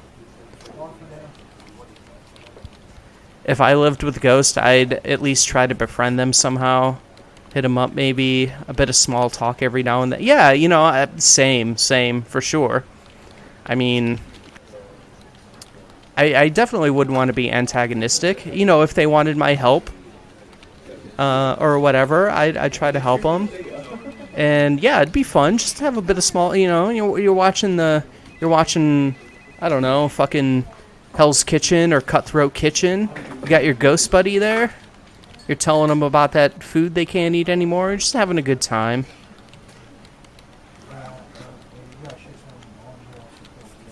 There was one specific guy I wanted to die when I played Until Dawn, and it turned out to just be him and one other alive at the end. Yeah. Doesn't always work out the way you want, does it? Oh, before I forget, my lovely interior designer would appreciate it if you hand her a copy of the floor plan as soon as possible. She's dying to work on the house. Dying? You can do that, yes? Here's her contact. Certainly, ma'am. We'll have it processed as soon as possible. I knew I could count on you, lovelies. I hope to see you two soon so we can get this closed. Just like that, transaction over and done with. My mind's still reeling even after they've left. Other agents would kill to have clients like them. A part of me feels lucky about the fact, no lengthy negotiations, no sudden change of minds, just talk, signatures, a few handshakes here and there, and we're done. The other part? A second ago, we sold a haunted property to 2 innocent clients. Sure, the commission's big. Big enough to continue funding Papa's treatment and hospitalization. Big enough to pay for all 4 of my younger siblings' schooling. Heck, it'll keep me away from instant noodle diet for months. I don't have to go back to the mansion as well, once the deal has been closed. Much to my sanity's relief. That's it, guys. Roll the credits. Game over. Golden ending. We won. But knowing that something is there, and we gave it to the good couple despite that. Oh, Isabella, the things you do to sell a house and get money, Papa won't be happy with that. At least I have good news to tell next time I call home. The little lie I told Mama this morning isn't a lie anymore. Well, there's something. What a lesson we've learned. Lying is okay. As long as something random happens to make it eventually become not a lie. There you go, kids. So how does it feel? How does what feel? Your first big multi-million-pound sale, silly. I know you've been with us for years, but this has got to be memorable for you. Memorable is an understatement, Rose. Come on, show some enthusiasm. They gave us a bonus, too, aside from the commission and the other bonus boss promised. Lying is okay as long as it involves cold, hard cash. That's right. That's right. I think John agrees with that, too. Give me that fucking cash! What are you gonna do with it? I don't know. Send it home, probably? All of it? Not everything, of course. Most of it. I'll leave some for my living expenses. Listen here, Isabella. I'll teach you something I should have told you before we ended your training. She slings an arm over my shoulders and leans in closer to my ear, as though she's about to share a big secret. It's okay to celebrate from time to time. Yeah, fuck your family. I don't get it. It's simple. Go out, do something for yourself. Throw a party and treat your friends to free food. Didn't you say the last one's some sort of tradition back at home for you? Hello, this is practically a done deal. Isn't throwing a party a bit excessive? Party, party, party. Your call. I won't say no to an invitation, by the way, in case you really are planning to throw one. A few drinks would be nice too, thank you very much. Oh, look at how smooth Rose here invited herself to our fucking party. I don't think my apartment's big enough for that. You could always move? Bloody hell, you're working in real estate. Yeah, let's buy a haunted mansion. I think I'll pass. That's too much of an unnecessary expense for me. Haunted mansion, haunted mansion, haunted mansion. But I did promise Becca free lunch in case the sale goes well. You go do that. Hold on a sec. She quickly removes herself for me to answer the phone on her desk. Her tone shifts from playful to professional in the span of a few seconds. Today? Not a problem, ma'am. I could bring you a copy of the contract if... Must be another client. Nothing surprising there. She's one of BRC's top agents, no matter how modest she appears. A saleswoman through and through. I, on the other hand, have very little knack for it. Of course, I learned eventually. I had to. But someone else will, without a doubt, do a better job. Once, though, in a drunken stupor, Rose told me a story of what could have been. Years ago, wide-eyed, young, and brimming with yet-to-be-fulfilled dreams and ambitions, she was a term or two away from a nursing degree. Out of courtesy, I never pressed on the matter further. But perhaps it's where the sense of fondness started. A small connection due to one similar experience in our respective lives, of goals we both let pass us by because of the circumstances we're in. I'd be happy to discuss this over tea, ma'am. All right, I'll be there. Thank you. New client? More noodles for me. Yes, spend all of that money on noodles. You'll be stocked up for a good long while there, Isabella. Reassigned? Uh-oh. Have you heard from Mark at all? Not since the first visit to the mansion. Why? No news from the HR yet? None at all. Boss thinks he ran away. I doubt it, though. He's too much of a wimp for that. There must be another reason. Who knows? Anyway, I've got to meet this one. I'll see you later. She throws a wave over her shoulder as she rushes out of the office. The lunchtime bell sounds shortly after, followed by the chatter of fellow agents also heading out for a much-needed break. Ordinarily, there's no need for me to go out. But oversleeping didn't allow me the luxury of packing my own lunch today. If one considers taking an instant noodle cup from my pantry packing your lunch. Hey, considering I often don't even take anything, I'd say it qualifies as packing your lunch. Time to make good on the promise I made to Becca, I suppose. Maybe invite Zach and Ash, too? In the end, only Becca and Zach could come. Ash, on the other hand, couldn't be reached. All of my calls went straight to his voicemail. He's at it again. Right here today, gone the next day. Oh well, his loss. We have agreed to meet at a nearby cafe, the same one I frequent with Becca because it's cheap, and they give away free bread around closing time. Quaint, a little old-fashioned though, looks a wee bit out of place amidst the city's tall buildings, but we love it all the same. Much like its facade, the interior carries an antiquated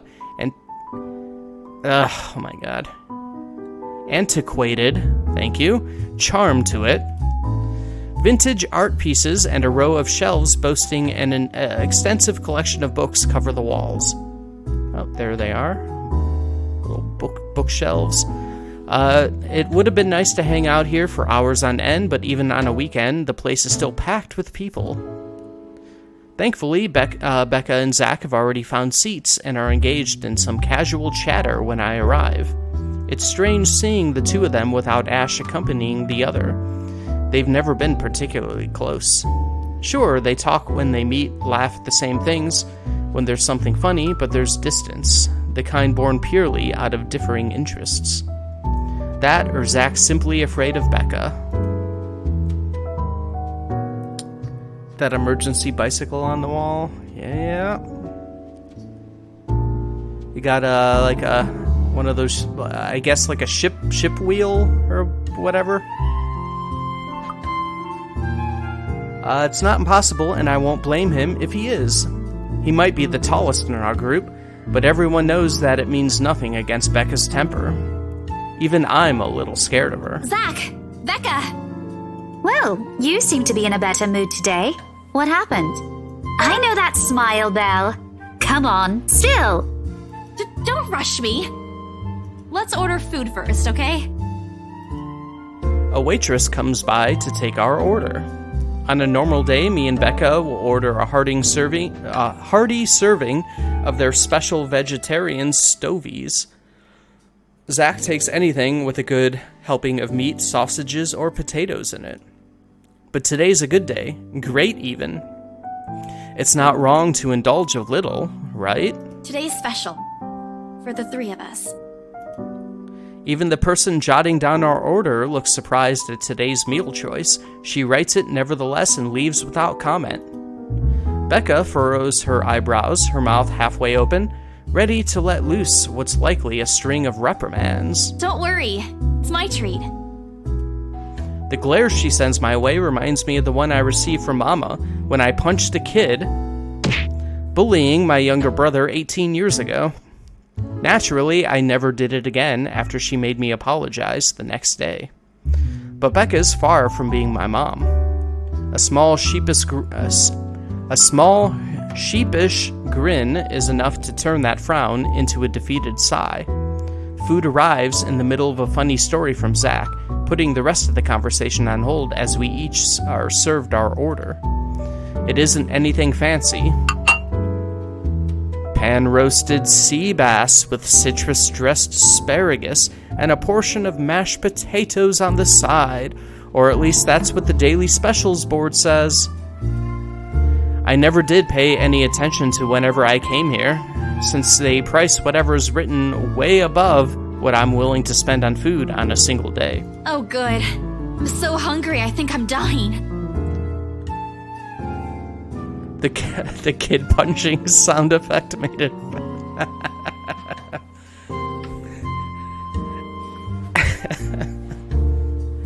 Nothing fancy or anything.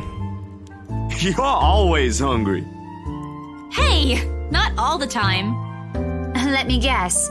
You skipped breakfast again. Not on purpose.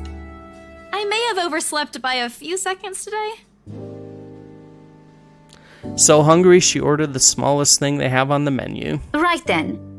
Stop stalling, Isabella. What's this about? Yeah, that's always like the fanciest foods. It's like the tiniest servings. And compared to American food, my God, are you even eating anything? If you're not eating 50 pounds of meat in one meal, is that even a meal? Let us say, Rebecca, She wouldn't be inviting us out if it wasn't worth hearing out. Well, we're waiting. I'm treating you guys to a once-in-a-century thing. Yeah, it's never happened again, so enjoy it now. It's back to fucking instant noodles for all y'all. An expectant grin breaks out on my face, except... I'm sorry, say that again. And this is important because... Becca only raises an eyebrow at me, while Zach appears like he didn't get the punchline to another lame joke Ash made, and is desperately searching for someone to explain it. Oh, bummer. Maybe I should rephrase it? Let's see, my instant noodle days are over. Ash is not here, so we should celebrate. Yeah, take that, Ash hole.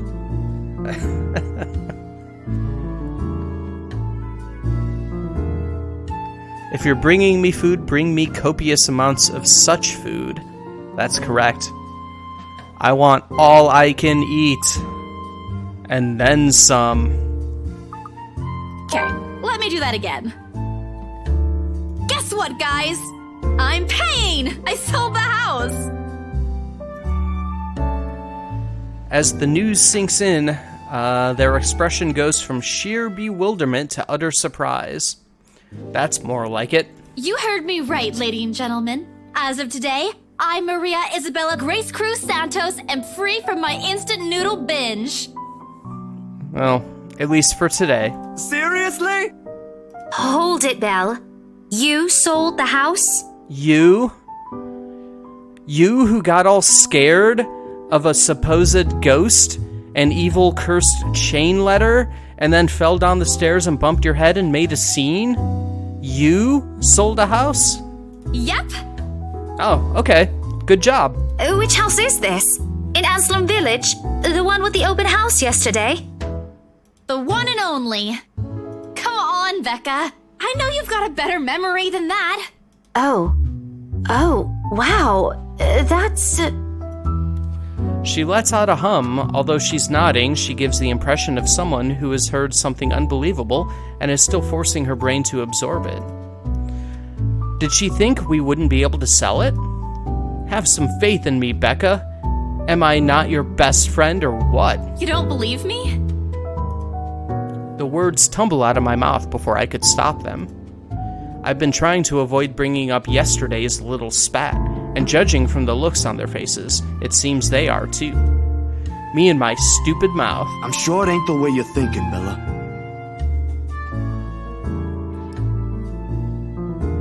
No, I do believe you. But don't you think the sale happened a bit too fast? The open house only started yesterday, and now you already have a buyer? Let's see. Fuck Ash. Me and my homies hate Ash. Yeah. Ash is, oh boy. Oh boy. He's certainly something. It happens from time to time? Yeah, but... Look, I'm happy for you. Just yesterday, you've been really worried where to get money for your dad's new treatment. And now, all of a sudden, you have something. What if the sale doesn't push through, or I don't know, they're a fraud, or they suddenly back out? Isn't it a little too early to celebrate? Rebecca does have a point, Bella. If you haven't closed the deal yet, there's still a chance they'll go back on it. They don't seem like it to me. The lady appeared to really want it, and she approached me without even finishing the tour. Pressured me into it, more like. But I'm not gonna tell Becca about that. Knowing her, she'd only worry. And she already hired someone to handle the house's interior design. You're joking. Who would do that? The Wrights, apparently. It's actually pretty funny. She's a bit too excited to get the property, she forgot to buy it. At any rate, they've already signed the agreement today, so it's just a matter of time. And don't tell anyone about this, but Ma'am Hannah also gave us something extra. Something as in... Fucking cash money! As in, it's why I can treat you two to a free meal. I'm more surprised you accepted it. She didn't really give us a choice in the matter. So don't lose sleep over this, okay? The couple really want the house. Isabella's literally Heisenberg. But, Breaking Bad. Isabella's the one who knocks. If Rose didn't stop them, they'd likely have paid up front for it yesterday. Yeah, Isabella's got she actually didn't sell the house. She's got that side meth business going. That's despite the legends, too. I even tried to show them the letter. But nope. I want this house, darling. Go take all our money. You don't really think they'd believe that, do you? I'm pretty sure for them, those are just rumors as well. No one is that superstitious in this day and age, Belle. Well, there's you. Right. You know what? I'll just eat all of these by myself. Isabella's crystal meth goes hard. Yeah, look at her. Look at her right here. This is the stare she gives you until you will buy her meth. Period. If you don't buy her meth,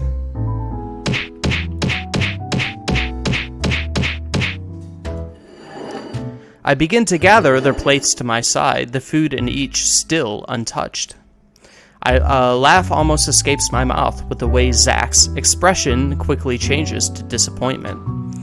Becca's hand interrupts me just as I'm about to pull her plate closer to me. I'm kidding! Don't go all pouty on me again! I'm just concerned you'll get hurt if this doesn't happen. I know how badly you want to close this deal for your papa. I'm sure he's gonna be fine now, though, with the money. They don't know yet. I think I'll call them tomorrow. Let them know things will be easier. Mama said this morning he's showing progress with the new treatment, too. It's just a matter of time. I allow myself to smile, genuine and uninhibited. It's strange talking about this with other people, even those who have known you long enough. But today, things simply feel a whole lot lighter with them here. Lunch passes in an enjoyable fashion. A laugh here, a playful jab there. But most of it spent on catching up and telling stories about whatever's keeping us busy these days. Something we couldn't afford to do the day before, taking into account what happened. Even Becca's surprisingly chatty. Is there something in the sea bass we ate? Zach, though, appears less energetic. While he's far from being the life of the party, he's definitely not the type to keep quiet in a conversation with his friends. Apart from a few inputs, he's been silent the entire time. If Becca notices... Are you sure you're not feeling under the weather, Zachary? Huh? No, I'm okay. No worries, Rebecca. Doesn't sound okay to me. It's okay. I might be feeling a little bummed out today, but I'm sure this will pass. Is it about the reviews this morning? A pained expression crosses Zach's face. Almost immediately, Becca retreats in her inquiry as though the man's look is enough of an answer for her. I look between the two of them. Did I miss something? What happened this morning? Did I stumble on a big secret?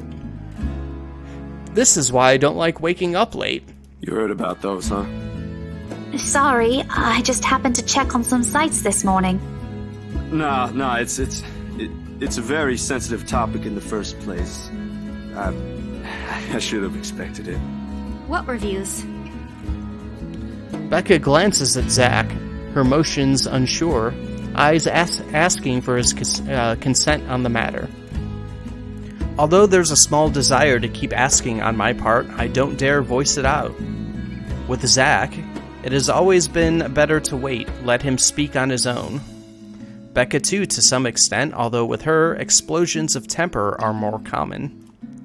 In the end, he simply answers with a shift of his shoulders, gesturing for her to go on with a tilt of his head. It's his movie. That doesn't explain anything. Stop dangling the information, Becca! Zachary, I'm not the one supposed to be telling her about this. It's still your documentary. Is it something bad? Not bad per se. You guys don't need to dwell on it much. Bad? Listen here. I wouldn't trivialize what those bowheads wrote if I were you. They're ruining other people's jobs. From how her tone rises in anger, it seems like she's the one slighted and not Zach. A snicker escapes me, which I promptly stamp down as soon as she sends me a hard look. This isn't a laughing matter, Isabella. Some bowbag just insulted him. Calm down, Rebecca. Those are just reviews, and it happens a lot. I do not ken about you two, but calling the entire film an out-and-out drivel, you're better off watching an educational kids' TV show, and worst 1.5 hour of my life, among other things, isn't exactly a critique any decent movie reviewer would say. Worst 1.5 hours of my life, and I saw Morbius. If you could call that a critique, did we even watch the same film? Well, maybe I ain't cut out for it. Better stick with my photography or something. If nothing else, this helped me open my eyes to what I can and can't do. You're giving up. It wasn't a question. It was just something experimental I did on my free time anyway. It's no big deal. But you worked on it for months. Doesn't look like it matters for those people. You dare insult Morbius? Oh man, Mosqueda's gonna morb. Gonna morb out over here. Actually, I technically have no opinion on Morbius. I haven't seen it. I just know it got so internet popular, and I loved how stupid the film industry was. Like, oh, look at all these memes, they want it back in theaters, and then it bombed again. Like, has that ever happened before? It's Morbin time.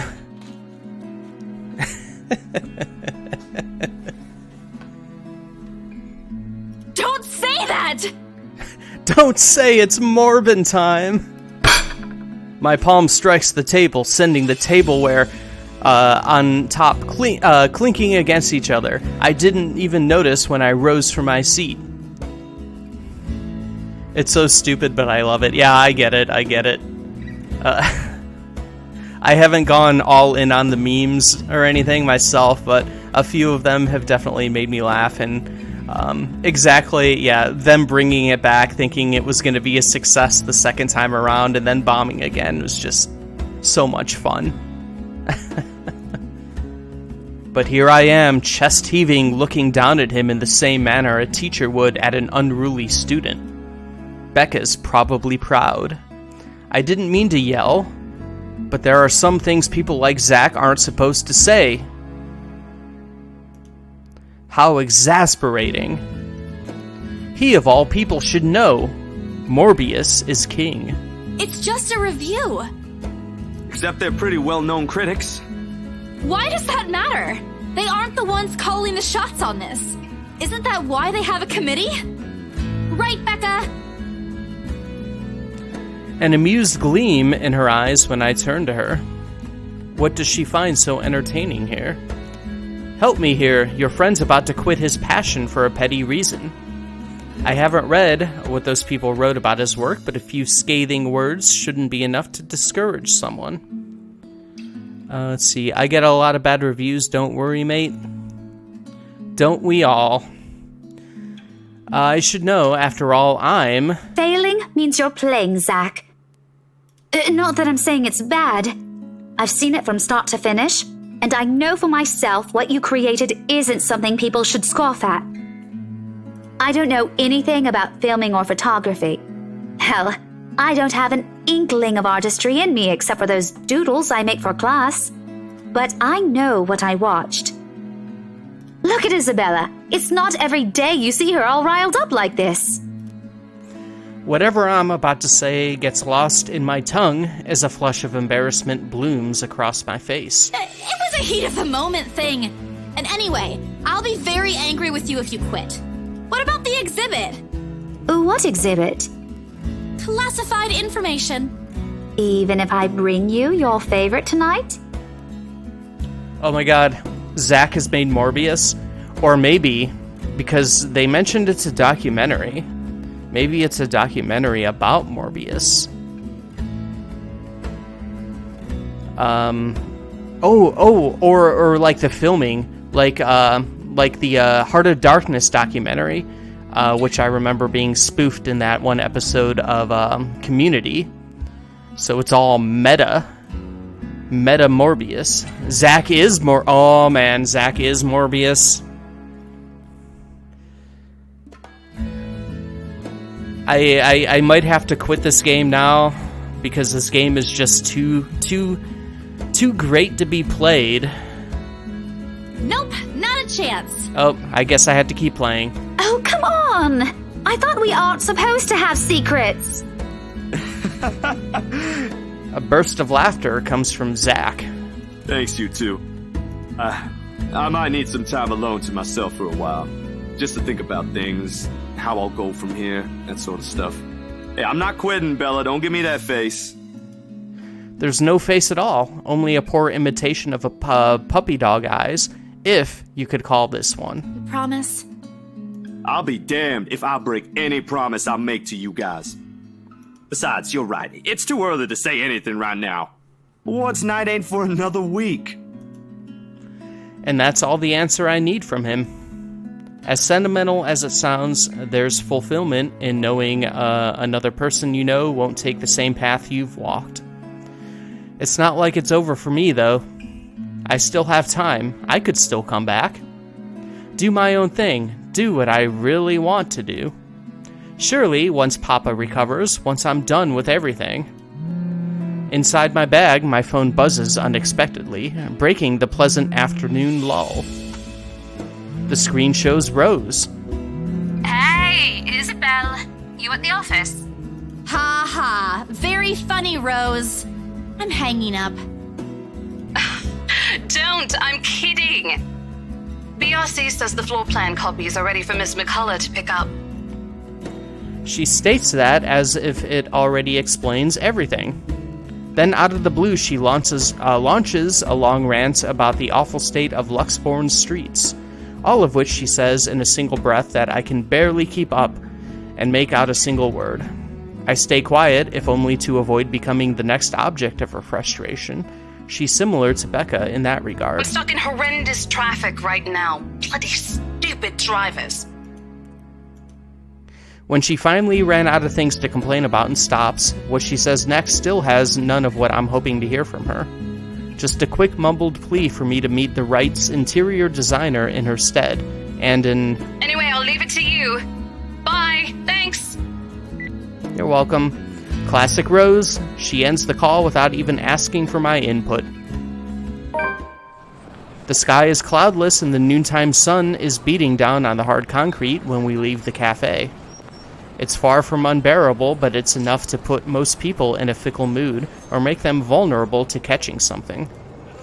No wonder we have staff members going AWOL lately, not to mention my boss's mercurial moods. I can't believe I'm saying this, but I want our usual cloudy weather back. For all the gripes about the unpredictable weather, though, the streets of Luxborn remain constantly busy. The hurried tapping of shoes against the pavement and inane chatter coming from the lunchtime crowd fills the humid afternoon air. A small reminder of the things we still have to do regardless of how much I want to return to the comfort of my bed. Back to Briar Realty for me. Zack to a meeting with a magazine publisher featuring luxury houses, and Becca to her lesson plans and books at home. But more than once I catch her sneaking a longing glance over something displayed on a shop window. Did she want to buy something? Maybe I can get it for her for Christmas. I turn my head at the last shop she checked out. A fleeting glimpse. The world stills. She looks at me, eyes hollow, gaze piercing, and boring into my very soul, like a set of chains to keep my whole body still. Let's see. Friends are supposed to share government secrets. That's true. The fact that she said all this in a matter of seconds is impressive. Yeah. Oh, man. There are no shadows or whispers this time. Only a plea. A hum, low and indistinct. Compelling me, beckoning me, intent on dragging me to the void beyond the glass. Help me. I don't dare move. My heart hammers against my ribs. Each beat, every thump, screaming at me to look away and make a run for it. We'll just pop a quick one of these. But I can't. I couldn't. All of my limbs feel heavy while my own breathing strains in the face of her calls. Help me. Leave me alone. Her mouth is stretched in a grin. Wide and unpleasant, the panic building up in my chest forces me to take a tentative step back. I try not to stare at the decaying flesh, the blood streaming from the gaping wounds on her arms, or her nailless fingers. I don't want this. Not like this. Not after I got what I want for Papa. Oh no, stop. Leave me alone. Her face contorts, and she lets out a wail, sharp and utterly unforgiving. Rage. There is only hatred and bitterness, as if the very notion of turning away from her is an offense in itself. Please! I don't want this! She just wants some of that sea bass. I mean, you were buying everything, buying lunch for all your friends, but you forgot about her. She's your new friend. Isabella, why don't you think she deserves some sea bass?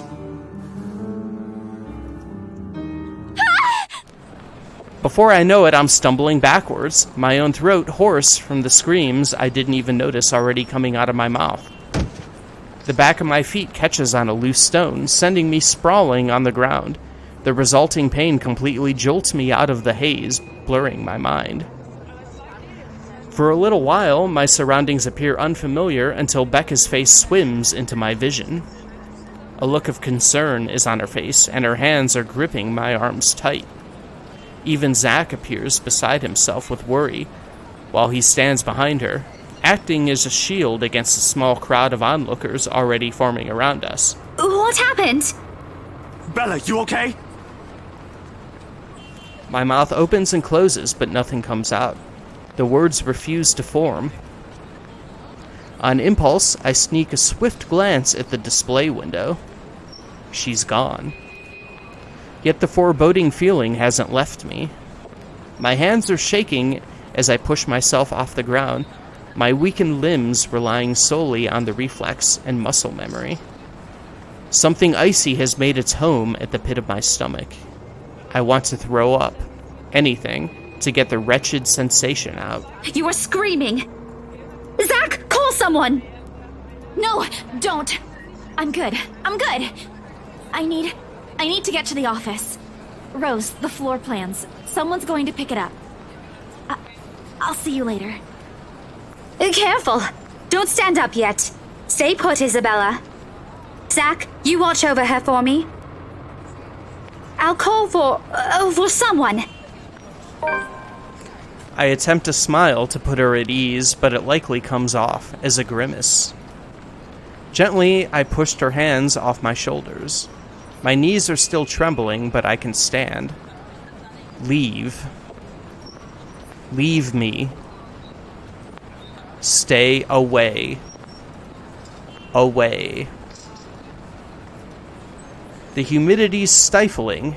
Everyone's stares are unnerving, and Becca and Zach's concerns are suffocating. I don't want to be here. No more. I break into a run. I wish I hadn't left bed this morning. Here, with only the occasional drips of water on the sink and the whirring of the fan blades to keep me company, it's easy to fall into a cycle of negative thinking. Dr. Zach Morbius is here to help. But even with the clutter to keep me company, the room still feels a whole lot bigger than usual. I hug my knees closer as a group passes by outside. Loud. So loud. If only there was a way to tune everything out. To keep my head from replaying every image, every sound of her. Her screams, her awkward gait as she reaches for me, her bone-chilling smile, her pleas for... enough. That's enough.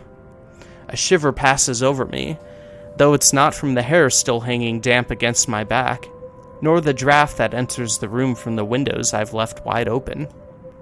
My gaze shifts over to the letter sitting on the coffee table.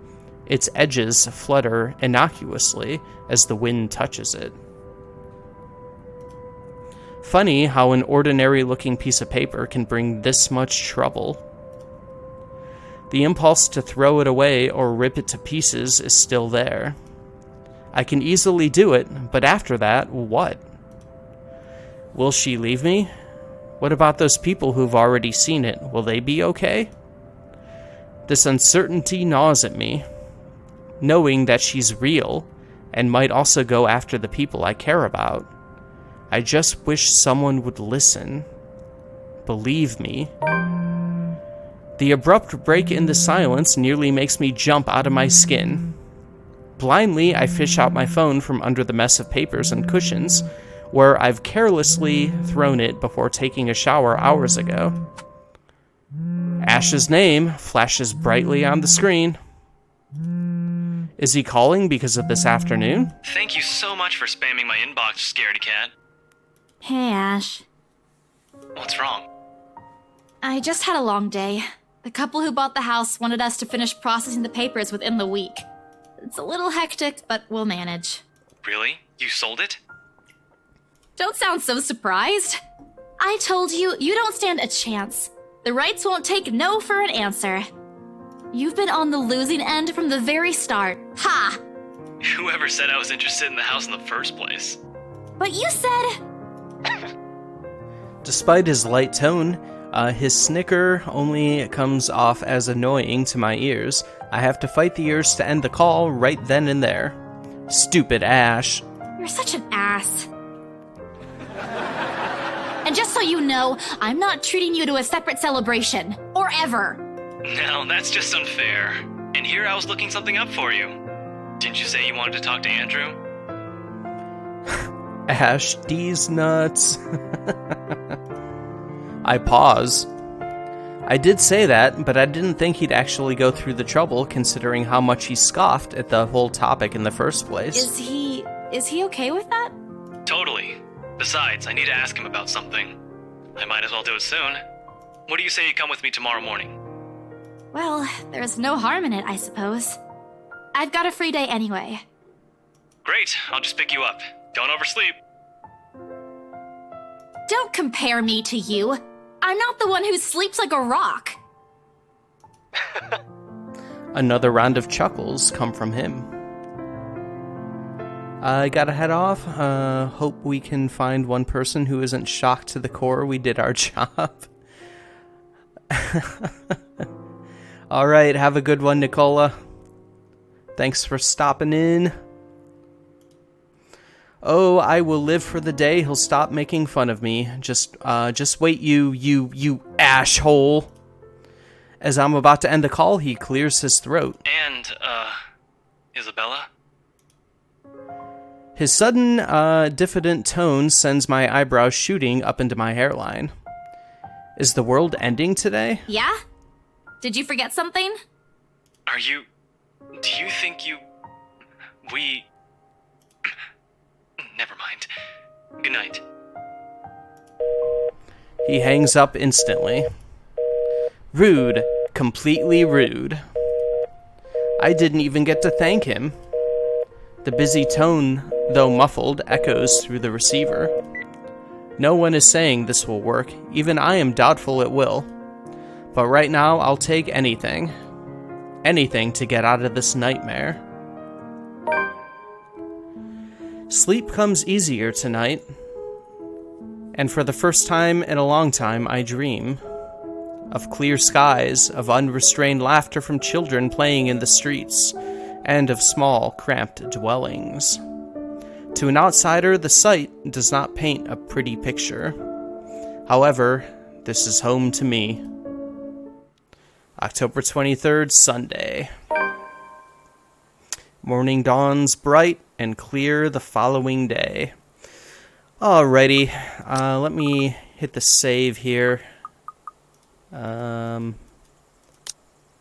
was waiting to get to a new day there. I think I will probably end the stream here for tonight. I think 4 hours and 8 minutes is probably good enough. I think we got a decent start into the old game here. So yeah, as I said at the beginning of the stream, I have technically played this before. However, I remember nothing about it aside from liking it. I have been, as some scenes have happened, like I do remember them being a thing. Like I remember, oh yeah, we're gonna go see Zach's premiere, stuff like that. After it happened, like seeing the ghost lady in the glass of the storefront.